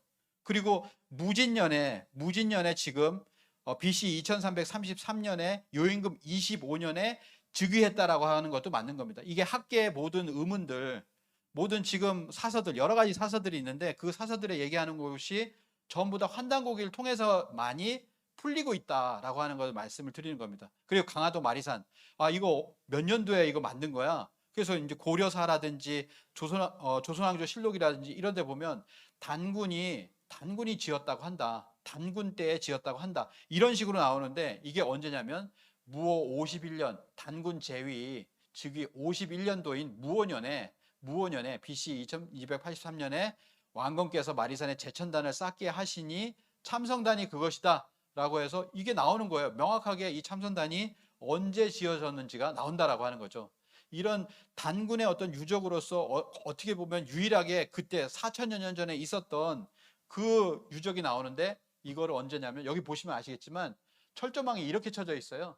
이게 좀 잘 안 나는데 여기 위험이라고 돼 있죠. 여기 철조망이 이렇게 쳐져 있습니다. 그래서 아무도 못 들어가게 해놨습니다. 이게 2년째 방치를 하고 있거든요. 그러니까 2년 전에는 뭐라고 했냐면은 이거 지금 긴급하게 돌 떨어지고 뭐 보수해야 되니까 지금 빨리 보수해서 이거 빨리 하겠습니다라고 했는데, 그리고 나서 2년째 방치하고 있다. 문의를 해보니까 10월 달까지 이제 공사를 해가지고 이제 뭐 처음에는 그랬어요. 공사는 하는데 열지 말지는 아직 결정 안 했다. 그래서 이번에 항의를 했더니 10월 달에 열겠다 이렇게 얘기를 했어요. 만약에 완공이 되면 열겠다라고 했는데, 그 사이에 이 강화군에서 뭘 하고 있냐면 기독교 역사 박물관을 수십억을 들여서 이때 이걸 닫아놓은 그 1919년에 2019년에 기독교 박물관은 지금 수십억을 들여서 완공 짓고 있어요. 이거는 뭐 몇 억도 못 들이나 벌써 2년째예요. 그래서 이렇게 해서 왜 혐오시설이냐 보호시설이냐 철조망으로 접근 금지를 시켜놨다라고 하는 거죠. 이게 단군한 거면. 그러면서 뭐냐면은 이거와 더불어서 교과서가 개정이 됩니다. 2019년, 2020년에 교과서가 개정이 되는데 마리산 사진이 삭제됩니다. 마리산 사진이 있었던 교과서를 비교를 해보면 사진이 삭제돼요. 단군 영정이 삭제가 됩니다. 단군 영정이 없어졌어요. 그리고 뭐가 남냐면 고인돌만 남아있더라고요. 지금 교과서에서 고조선에서는 그렇게 되어 있다라고 하는 겁니다. 그래서 제가 더 조사를 해봐야 되는데 대부분이 그렇습니다. 초대 단군 왕건께서 건설한 것이 강화도 마리산이 있고 그 다음에 삼낭성이 있습니다. 삼낭성. 강화도에 보면 이 삼낭성이 있는데요. 이 삼낭성을 갖다가 거기 보면 설명문이 써 있잖아요. 아들 셋이 지었다. 단군의 아들 셋. 그것도 뭐 인정할 수 있는 부분이에요. 단군이 아들이 넷이 있었으니까. 그 중에 셋을 얘기했으니까. 그렇지만 삼낭은 본래 그 뜻이 아니다. 삼낭은 배달의 신하이며 삼신 상제님을 수호하는 관직이다라고 하는 것이 나옵니다. 그리고 삼낭은 삼시랑이다. 삼신 상제님을 모시는 낭도다라고 하는 거죠. 삼낭은 삼시랑이고 본래 삼신 시종지랑이다 이렇게 나옵니다. 그래서 뭐냐면은 이 문구가 이 환단곡이 있기 때문에 우리가 사무라이의 원형을 아는 거예요. 사무라이. 일본 하면 뭐라고 합니까? 사무라이 정신이라고 하잖아요. 사무라이가 뭐냐 도대체. 그동안에는 그랬어요. 백제의 사우라비가 사무라이가 된 것이다. 사우라비가 사무라이가 돼? 언어상으로 전혀 안 맞는데. 근데 사무라이라는 말은 사무는 삼이에요. 일본 사람들 이게 많이 못 하잖아요. 맥도날드 하면은 마그도 나르도 아시죠? 마그도 나르도 이렇게 써 있어요. 실제로 그렇게 발음을 합니다. 이게 보면은 사무는 삼이에요. 라이는 랑입니다. 랑. 삼랑이거든요. 그러니까 사무라이라고 하는 말은 삼랑에서 왔다. 이걸 알 수 있는 결정적인 근거는 뭐냐? 삼랑이 삼시랑이라는 겁니다. 왜냐하면 이들은 뭘 합니까? 이 모실시자라는 거 하나 써놓고 사무라이라고 읽습니다. 훈독이라고 하죠. 그래서 모시시자를 쓰고요. 제가 이제 일본에 가보면 아시겠지만 모시시자 티셔츠가 있어요. 티셔츠가 있고 이 굿즈들 그 물품들을 많이 팝니다. 그럼 이게 뭐예요? 사무라이입니다. 이렇게 얘기합니다. 이게 사무라이예요. 사무라이를 뜻하는 겁니다. 그럼 뭐냐? 사무라이라는 발음은 삼랑에서 왔고 시자는 갖다 따가지고 이 시자 하나를 사무라이라고 읽는다라는 거예요. 그러니까 이거는 태백일사에 나와 있는 내용이 명확하다라고 하는 것을 알 수 있죠. 삼랑은 삼시랑에서 왔다고 한다. 그럼 삼시랑은 중간 글자, 모실시자는 어디로 간 걸까? 이 모실시자는 일본으로 가서 주군을 모신다라는 것을 변질됐다. 근데 원래 모신다는 거는 삼신상제님을 모신다라고 하는 거기 때문에 이거는 과연 이 모실시자는 어디로 가느냐? 여기에서 우리는 동학을 배워야 됩니다. 동학에서 이제 동학이 창도된 이후에 동학의 핵심 주문이 뭐냐면 시천주예요. 천주님을 모셔야 된다라고 하는 모시시자거든요. 천주님을 모신다라고 했는데 동학 창도 사건에서 나타나는 그분은 상제라고 얘기를 합니다. 그러니까 뭐냐면 바로 그 상제님을 모시는 동학 낭도들이 이렇게 나타난 거예요. 삼랑의 어떤 뭐 삼랑이 다시 부활한 것이다, 신교가 부활한 것이다, 이렇게까지도 이야기를 하는데요. 그래서 동학을 꼭 알아봐야 된다라는 말씀을 이렇게 드리고요. 이 모든 것이 환단고기를 통해서 풀린다라는 겁니다. 자, 요순에서 순임금이 9년 대홍수가 중국에 있었어요. 그런데 순임금은 뭐냐면은 이렇게 보내요. 사공우를 보냅니다. 단군은 부르테자를 보내요. 사공우와 부르테자가 이렇게 만납니다. 그때 뭐냐면은 이게 나타나죠. 우리나라 단군색이나 환단고기에 보면 실제로 부르테자가 홍수를 갖다가 그 홍수에서 구하도록 오행치수지법이라는 걸 줍니다. 태백일사에도 보면 부르테자가 금관옥첩을 줬다라고 나오는데 중국 문헌에서는 어떻게 나오냐면 자신들이 은혜를 받은 것, 구원을 받은 거잖아요. 근데 꿈에서, 꿈이라고 표현합니다. 신화시예요. 하늘이 주었다. 하늘이 주었다. 이 하늘은 전부 다 단군주어라고 하면 다 딱입니다. 일본도 마찬가지예요. 일본도 보면 고천원에서 누가 나왔다. 이거 단군주라고 보면 돼요. 뭐 하늘이라고 하면 다 단군. 그리고 여기도 보면 하늘이 홍봉구주를 주었습니다. 그래서 우리가 홍수를 취소할 수 있었습니다. 5월 춘추에서 보면은 꿈에 현이 북방에 창수사자께서 나타나셔가지고 금관옥자를 주었습니다. 이렇게 나오거든요. 근데 현이 창수사자는 뭐냐면 바로 부르테자입니다. 그건 뭐 환단국에다도 명확하게 나오고요. 그래서 우리나라 단군의 아들을 보내서 중국이 9년 홍수에서 헤매고 있는데 거기에서 홍수를 치유하도록 해가지고 중국이란 나라를 구해줬는데 배은망덕하게도 지금 동북공정을 하고 있다는 거죠. 모든 역사를 다 왜곡시켜놨다. 여기도 보면 출처를 다 바꿔놨잖아요. 마치 우임금이 받은 것처럼 직접 받은 것처럼 얘기를 해놨어요. 단군주에서 받은 건데 이런 역사들이 복원이 된다라는 거죠. 우리 역사가 이렇게 복원이 된다라고 하는 겁니다. 그래서 제가 목요일 날 이런 그 강의를 했는데 단군 왕건과 부르테자의 실존 증명이라고 하는 강의를 했는데 유튜브에 보시면은 이걸 보시면 1시간 반입니다. 이 단군과 부르만 하더라도 1시간 반에 다 못했어요. 제가 준비한 거를. 그 정도로 이게 그 안에 근거가 굉장히 많거든요. 환단고기는 이만큼 근거가 있다. 그래서 이 치수를 했던 사람이 하오시잖아요. 여기서부터 뭐냐면 하상주가 일어나는데 중국은 이 연대를 아직까지 확정짓지 못하였습니다. 그래서 96년에서 2000년에 하상주 단대공정이라는 걸 하고 그 다음에 이제 동북공정을 합니다. 물론 동북공정은 지금까지도 하고 있지만 이때 구체적으로 이제 공식적으로 했다라는 거죠. 그 이전에 뭐냐면 하나라, 상나라, 주나라의 연대를 확정짓자라고 해서 5년간 수백억을 이렇게 해가지고 했는데 하상주 단대공정을 확정을 줬어요. 이렇게 하나라는 2070년에서 1600년이다. 상나라는 이렇게 된다. 뭐 이렇게 적거든요. 근데 이게 틀려요. 이건 완벽하게 틀립니다. 환단고기는 뭐냐면 중국하고의 전쟁, 중국에 도움을 준 거 이런 연대들이 있잖아요. 그 연대를 보면은 이렇게 됩니다. 하나라는 2205년에서 이렇게 되고 상나라는 1766년에서 그 주나라는 1122년이다. 이게 원래 맞거든요. 황국 경세서에도 보면 이게 맞고 이게 맞거든요. 이게 맞거든요. 이게 맞잖아요. 일치하잖아요. 그리고 중국의 어떤 학자는 우리하고 일치를 합니다. 근데 하상주 단대공정을 해서 이 사람들이 바꿔놨어요. 틀어놨습니다. 연대를 비틀어놨어요. 5년간 수백억을 해가지고 결국에는 연도를 왜곡시켜 놨다라는 거죠. 이렇게 왜곡시키면은 위에 요임금 뭐 하고 이제 순임금도 왜곡시킵니다. 이렇게 왜곡시키거든요. 그렇다고 우리가 바뀌는 건 아니에요. 이거에 흔들리지 않습니다. 우리는 우리 주체적으로 이게 맞기 때문에 우리 연대가 맞다라고 하는 것을 보여주면 되죠. 그래서 이 47분의 단군을 드러내고 있다. 뭐 2096년에. 그리고 그 이전에 배달국 18세 18명의 환웅에 1565년, 그리고 7세 환인의 3301년에 6960년의 역사를 더 드러내고 있다. 그게 바로 환단곡이라고 하는 겁니다. 이제 거의 이제 마무리가 됐는데요. 9천년 한민족사를 드러내고 있는 것이 바로 이런 거라는 거죠. 그래서 그것의 근거는 굉장히 많죠. 홍산 문화가 있습니다. 환국, 여기가 이제 환국 시절이고, 그 다음에 배달국 시절, 그리고 홍산 문화, 여기까지는 배달국 시절이죠. 연대상으로 봤을 때. 그리고 하가점 문화, 하가점은 고조선 문화라고 합니다. 환국, 배달, 조선의 그런 어떤 유적들이 전부 다 드러나고 있습니다. 이 유적이 발해연안 문명이다. 우리랑 같다. 우리랑 같다.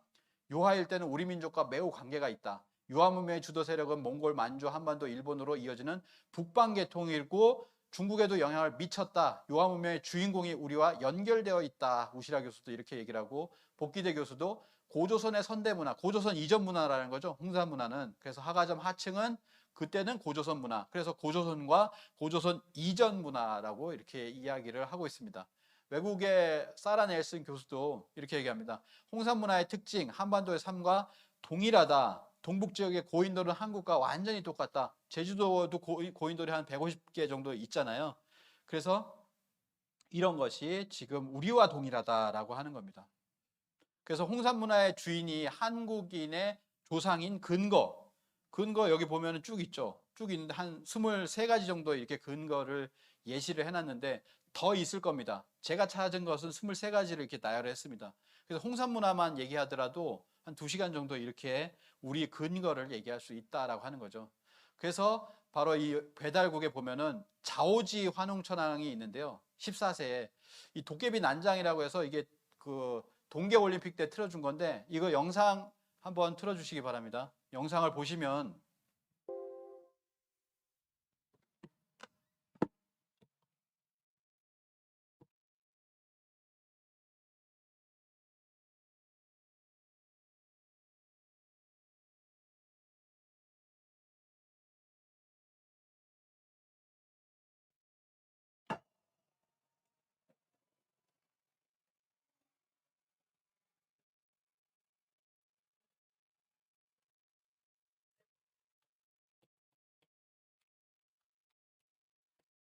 치우의 복장을 하고 있죠. 붉은색을 하고 있습니다. 여기 보시면 도깨비입니다. 눈이 4개인 탈을 쓰고 있죠. 도깨비는 장난을 잘 치죠. 이 탈이 이제 치우의 탈이라고 합니다.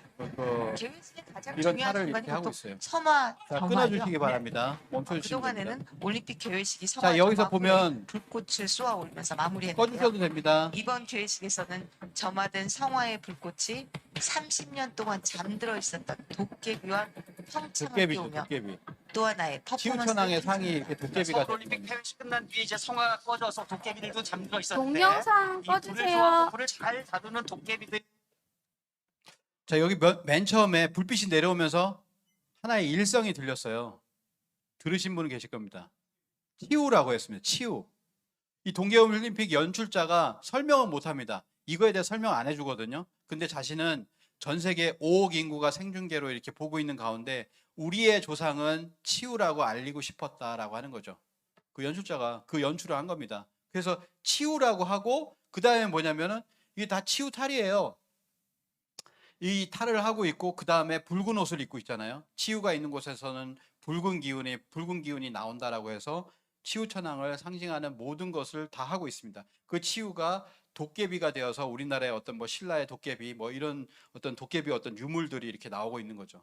그래서 2017년에 한국조폐공사는 이 치우천왕을 모델로 메달을 발행했어요. 정부에서도 치우천왕으로 메달을 발행해요. 2019년, 18년, 19년, 20년, 21년 계속해서 치우천왕에 대한 메달을 만드는데 이게 전 세계에서 수십억에 팔려나가고 있습니다. 많은 사람들이 산다는 거죠. 치우천왕. 그래서 이렇게 우리 학계만 치우천왕을 무시할 뿐입니다. 14대 환웅천왕이 아니다라고 하면 정부에서도 이렇게 밀고 있고, 사실은 연출자도 이렇게 치우를 넣었다. 그런데 말은 못한다. 아버지라 부르지 못하고 뭐 이런 상황이 지금 연출되고 있는 겁니다.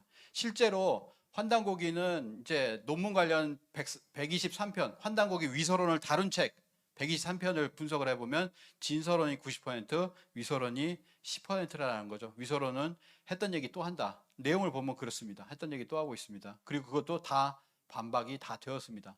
위소론자들은 사료 교차 검증으로 이미 환단고기는 위소로 판정됐다고 국민들을 속이고 있고 그것은 전체 학계의 입장이 아닙니다. 식민사학자들의 입장을 대변하고 있는 그런 판정일 뿐이라고 하는 것을 말씀드리고 싶습니다.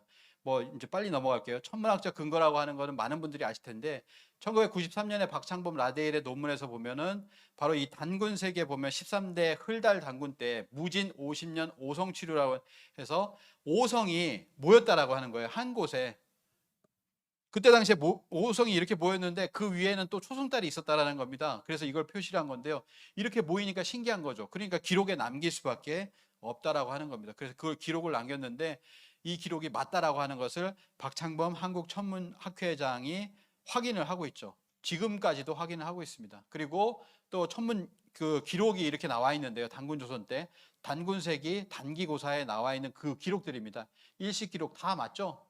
이 단군 세기에 나와 있는 일식 기록이 5인가 있는데요. 전부 다 맞습니다. 전부 다 1년, 2년 오차에 있을 뿐 대부분 천문학자들은 인정을 하고 있는 거고 오성 치류도 인정을 하고 조수가 크게 일어났어요. 그것도 인정을 하고 있습니다.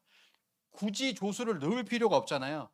조수가 몇 미터가 이렇게 밀렸다 뭐 이런 식의 그런 걸 넣을 필요가 없는데 넣었어요. 있으니까 기록에 있으니까 넣은 겁니다. 마휴 단군 때 있었다라는 거죠. 그래서 이런 것들이 전부 다 검증이 되었다라고 하는 겁니다. 그리고 뭐냐면 이 일일이 이 진서론에 관해서 위소론 반박에 관해서 전부 얘기할 수가 없기 때문에 이게 지금 전부 다 반박된 내용입니다. 삼성기가 뭐 안함 원로 동중이야, 뭐 위소론이 뭐 천수관이 아니라고 뭐 이런 식으로 해서 전부 다 물어보잖아요. 뭐 어쩌고저쩌고 이병도는 딱히 친일 행위를 한 적이 없어. 지어낸 인물이야. 남북학계 모두 위소로 취급한다고. 계현수 선생 허구의 인물인가? 전부 다 반박이 됐습니다. 전부 반박이 되고 진서론의 근거가 차근차근 이렇게 쌓이고 있다. 이게 몇 개입니까? 18개잖아요. 18 계속해서 이런 것들이 쌓이고 있다라는 거죠. 전부 다 100개 이상의 그 근거들이 사실은 제가 찾아보니까 한 1000개는 되리라고 생각을 하는데 그 하나하나 한 개만 보더라도 한 개의 근거가 있으면 이 책을 연구해야 되는 것이 학자의 도리라고 생각을 합니다. 왜냐하면 우리 역사가 너무나 왜곡되어 있어서 우리 역사에 어떤 공백이 많잖아요. 그럼 그 공백을 채우려고 해야죠. 그런데 그러지 않고 있다라고 하는 겁니다. 그래서 이거는 여기 보시면은 중간에 진서론이라고 해서 1, 2, 3, 4, 5가 되어 있습니다. 그래서 만약에 진짜 필요하시다면은 진서론 여기 써 있죠. 진서론이라고 이렇게 써 있는데요. 이거나 아니면은 여기 이제 크게 써 있는 부분이 있습니다. 그래서 채널을 들어가셔가지고 환단고기 진서론에서 1, 2, 3, 4, 5 하면은 5개만 보시면 됩니다. 그러면은 진서론을 확인하실 수가 있습니다. 시간이 좀 지났나요? 제 10분만 더 하겠습니다. 10분만. 자, 환단고기와 제주 역사 문화라고 하는데요. 제주에 이제 고산리 제가 오늘은 못 가봤어요. 좀 아쉽게도 어제 하루여서 고산리식 토기가 있습니다. 1만 3천 년 전에서 1만 년 전.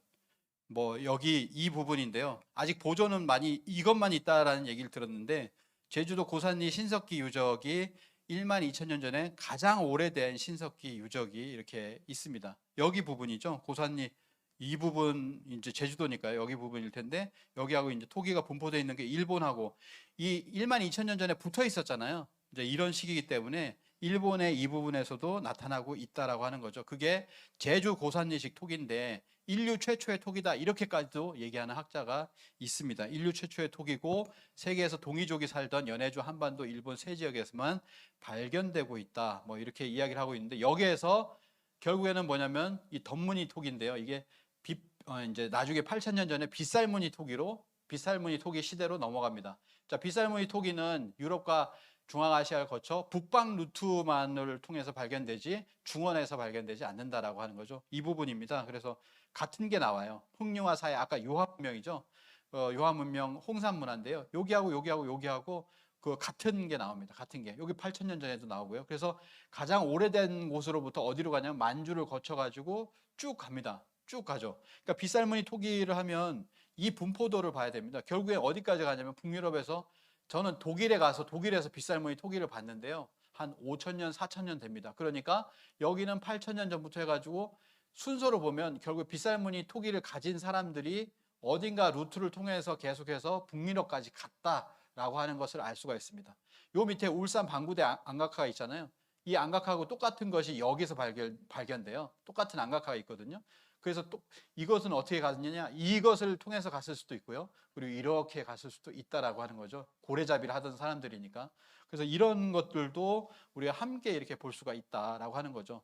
이건 이제 우시라 교수가 얘기한 거잖아요. 우시라 교수가 얘기한 건데 왼쪽은 요 나라 거란의 어떤 돌상인데 그게 우리 돌상하고 같다. 이건 어제 제가 찍은 겁니다. 근데 보면은 요즘은 다 마스크를 하고 있더라고요. 그래가지고 마스크를 하고 있어서 참 진짜 아주 찾을 수가 없어가지고 자 그래서 보면은 이게 잘 보시면은 모자가 똑같잖아요. 똑같은 모자를 쓰고 있고 눈 튀어나온 거 똑같고 코 이렇게 나온 거 똑같고 그 다음에 손도 똑같습니다. 그래서 이건 뭐냐면 우리가 거란이라고 하면요. 거란은 단군 조선의 8조법을 써요. 그리고 거란이 찾아가지고 서희하고談판을 하잖아요. 너희는 왜 그 고조선의 전통을 하지 않느냐? 우리도 고조선 고구려를 이어온 족속이다 해가지고 외교談판을 벌였는데 서희가談판에 이겼다. 왜 이겼냐라고 하면 거란도 같은 동종 의식을 갖고 있어서 그렇거든요. 그래서 북방 유목민족으로서 거란은 단군조의 8조법까지도 같이 썼던 그 계통입니다. 그래서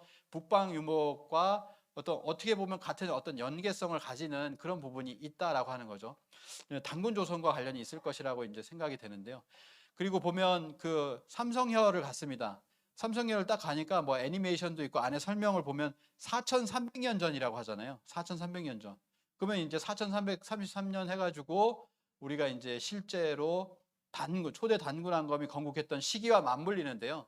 이렇게 나오죠. 삼성혈 홈페이지도 그렇고 가보니까 지금으로부터 약 4,300여 년 전에 제주도의 개벽시조인 사물라, 삼신인, 고을라, 양을라, 부을라 이 세 분이 이곳에서 동시에 태어나 수렵 생활을 하다가 우마와 오곡의 종자를 가지고 온 병랑국 삼공주를 맞이하면서 농경 생활이 비롯되었으며 탐나 왕국으로 발전하였다고 전한다. 이거 삼성혈 홈페이지에 그대로 나와 있는 내용입니다. 일단 4,300여 년 전이라고 하면 단군왕검 시절과 비슷한데 이게 환단곡이 단군세계는 이렇게 나옵니다. 단군왕검 제2 93년 경자년에 단군왕검의 덕화가 온 우리를 덮어 멀리 탐낭까지 미쳤다.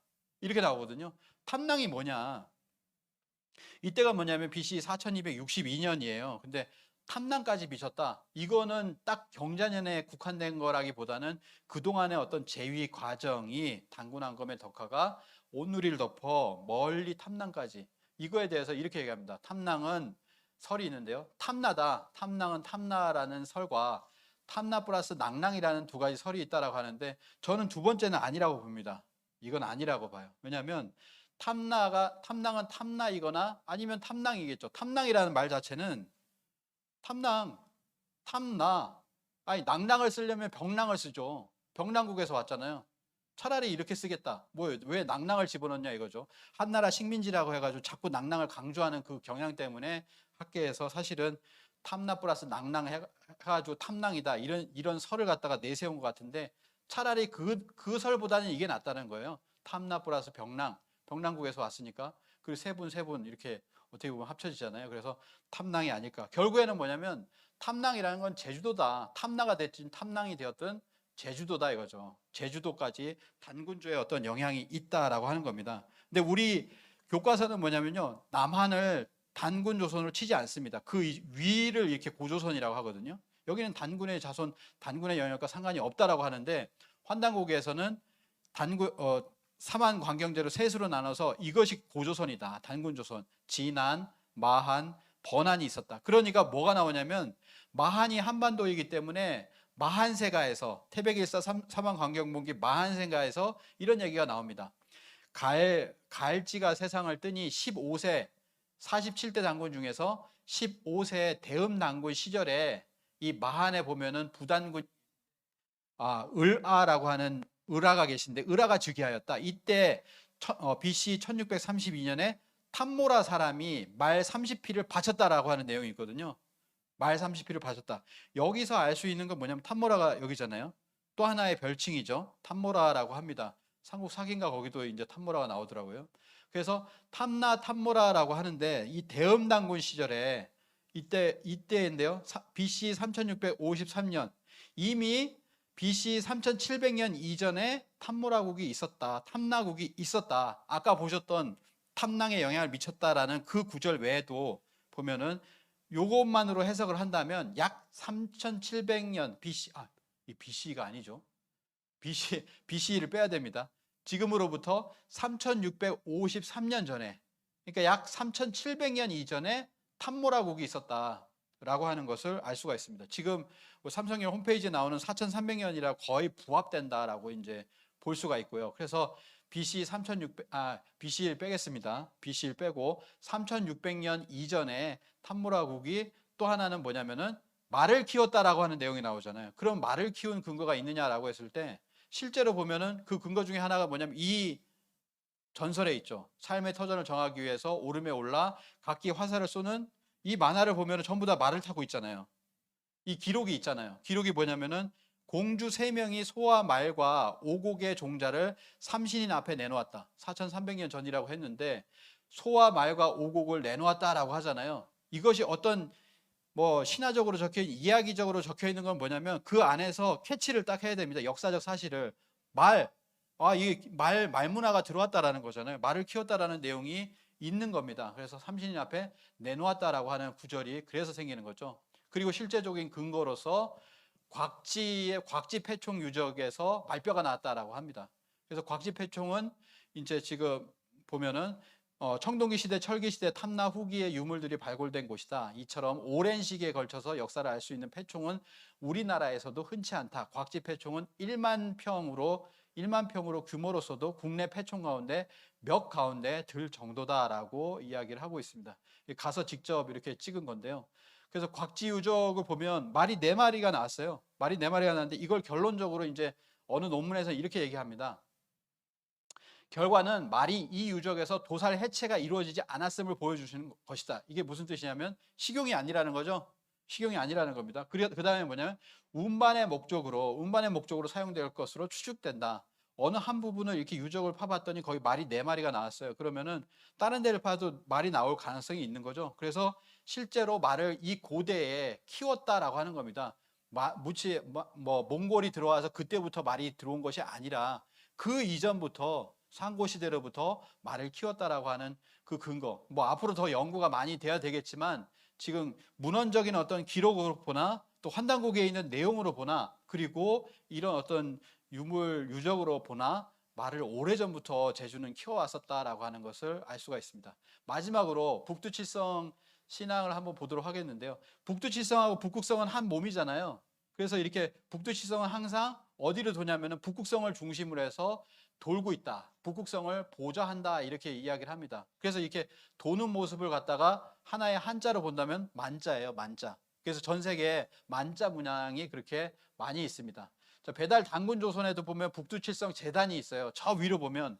그러니까 제가 말씀드린 건 단군 조선 때 저 위에도 있고 맨 아래가 이제 제주도입니다. 제주도의 어떤 칠성 재단이죠. 그래서 칠성산에 보면은 이 흑룡강성 쪽에 칠성산 칠성 재단이 있습니다. 칠성 재단이 있는데 이 포대산의 칠성 재단에 올라가 보면 그 위에 구멍이 여기는 8개가 뚫려져 있어요.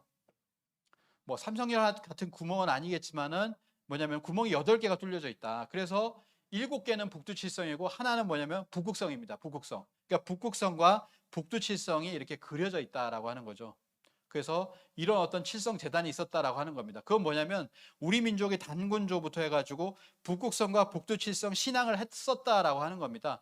그게 똑같이 이제 제주도를 보면은 제주도에는 뭐가 있냐면은 칠성암, 백록담을 북극성으로 비정해서 그렸음을 짐작하게 한다. 이렇게 이제 이게 한라산이 있고 백록담이 북극성이고 거기 밑에 칠성암이 있다. 7개의 암이 있다, 바위가 있다라고 하는 거죠. 또 칠성대가 백록담 옆에 칠성대가 표시되어 있다. 이렇게도 이야기를 합니다. 그러니까 뭐냐면 하늘에 북극성과 그 북두칠성이 있고 그것이 내려오면서 뭐냐면은 백록담에 북극성이 있고 또 칠성대가 있고 그게 또 어떻게 보면 내려오면서 뭐냐면은 여기 이제 삼성혈이 있고요. 이 삼성혈을 북극성으로 한다. 북극성의 어떤 하나의 지점으로 중심점으로 보고 그리고 그 주변으로 해서 뭐가 있냐면은 칠성대가 있었다라는 거죠. 하늘에는 북극성과 북두칠성, 한라산에는 백록담을 북극성으로 삼은 칠성암이 있고 인간 세계에는 탐나성 안에 삼성혈을 북극성으로 비정한 칠성대가 세워졌다라고 합니다. 그래서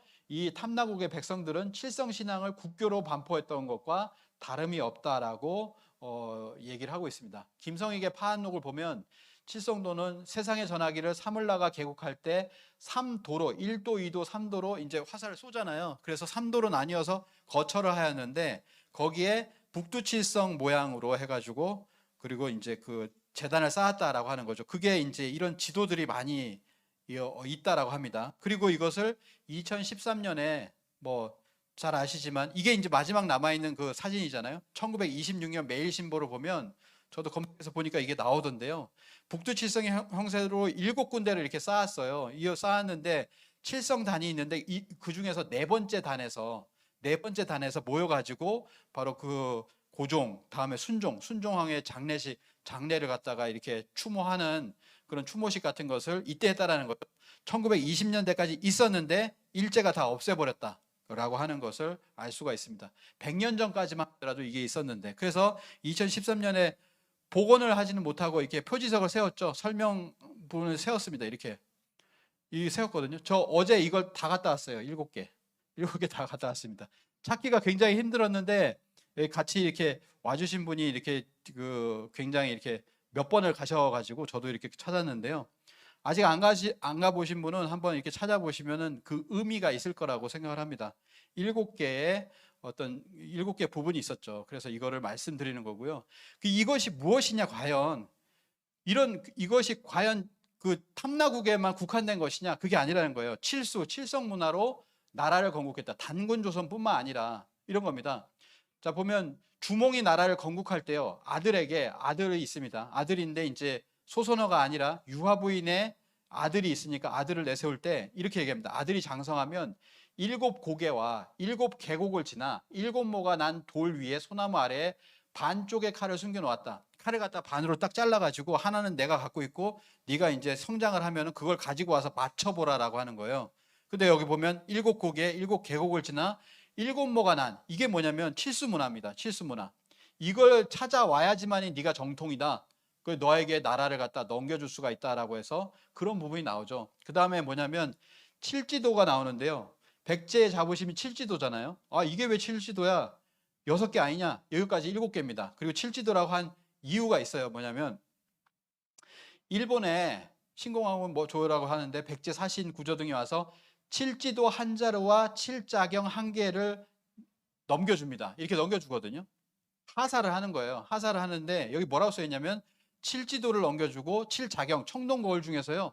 구멍이 7개가 있는 걸 갖다가 칠자경이라고 합니다. 일본석에 보면 뭐라고 나오냐면 칠지도와 칠자경을 갖다가 일본석인 자기들을 높이니까 뭐 봄을 바쳤다라고 하는데 그게 아니라 이 칠지도에 분명히 보면은 우리가 밑에 사람에게 주는 걸로 나오거든요. 그러니까 뭘 주냐면 칠지도와 칠자경, 칠수문화를 준 거예요. 이 칠수문화를 받은 야마토에 그쪽에 그 후국은 뭐냐면은 그 일본 열도에서 자신들이 정통이라고는 자부심을 가지는 겁니다. 그걸 가지고서 일본 열도에서 뭔가 우리가 일이다라고 해가지고 평정을 해나가는 그런 과정이거든요. 그래서 칠지도, 칠자경 이건 뭐냐면 칠수문화를 준 거예요.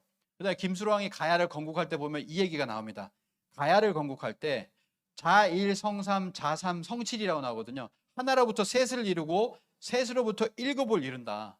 사실은 이 부분은 뭐냐면 삼성혈에서 삼신인이 나타나잖아요. 하나에서 보면은 셋이 나타나고 그 셋이 뭘 하냐면은 1도, 2도, 3도로 이렇게 정하지만 거기에 또 뭘 짓냐면 북두칠성을 짓잖아요. 7개를 짓잖아요. 그런 과정이 철학적으로 보면 하나에서 셋을 이루고 셋에서 7을 이룬다라고 하는 삼신칠성 문화라고 하는 겁니다. 이게 제주도에는 쫙 깔려 있죠. 삼신칠성 문화.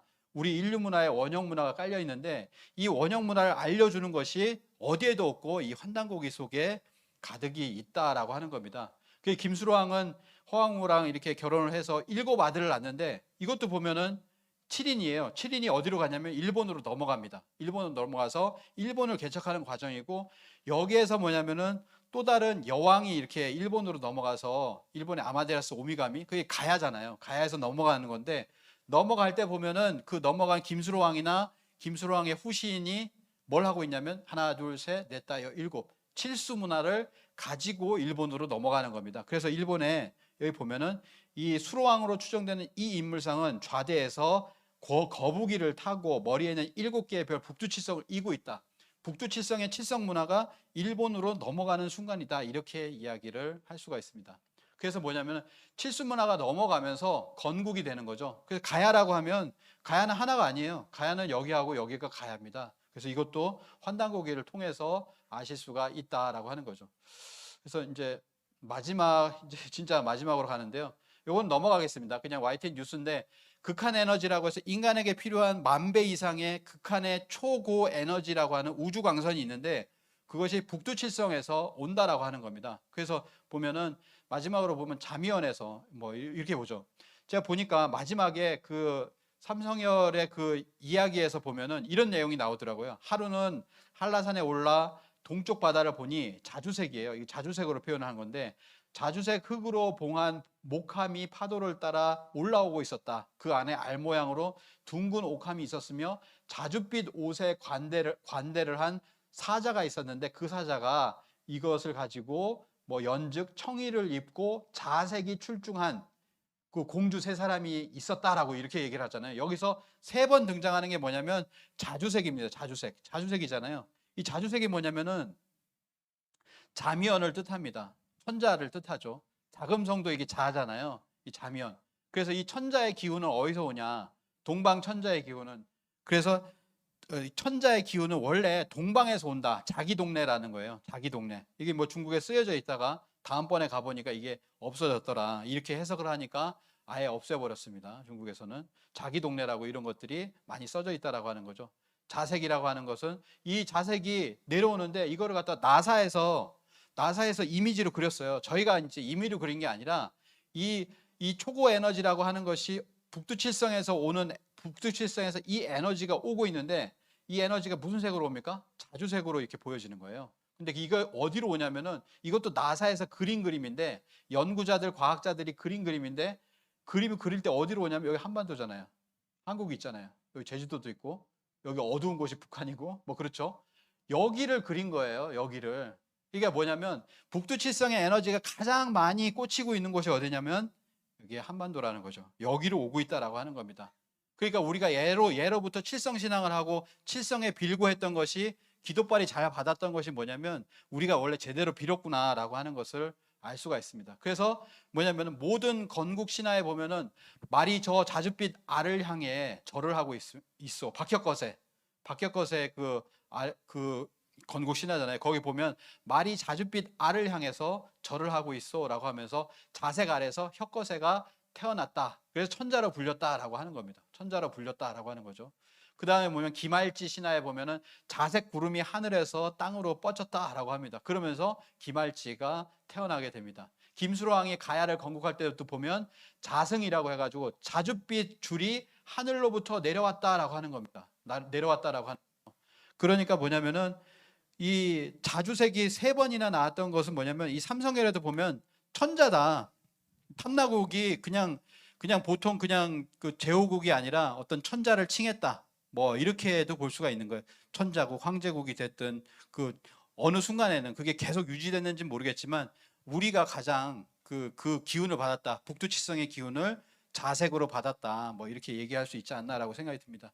그래서 몇 가지만 이렇게 알아봤는데요. 제주의 역사와 문화에는 이런 삼신칠성의 우리 고유 문화와 원형 문화 정신을 그대로 담고 있고 그것을 얘기해 줄 수 있는 그 사서가 이 환단고기 뿐이라고 하는 것을 말씀을 드리고 오늘 뭐 환단고기 진서론이라고 했지만 환단고기의 어떤 가치라고 하는 것은 뭐 오늘 하루에서 다 얘기할 수 있는 건 아니고 이러한 과정을 통해서 우리가 지금 환단고기를 통해서 많이 동북공정을 극복하고 일본의 역사 왜곡을 극복하며 우리의 역사를 회복하고 그리고 아까 보셨듯이 전 세계 사람들이 잘못 전해지고 있는 우리 역사 그걸 바로잡을 수 있다라고 하는 것을 말씀을 드리면서 이상 마치도록 하겠습니다. 감사합니다. 네.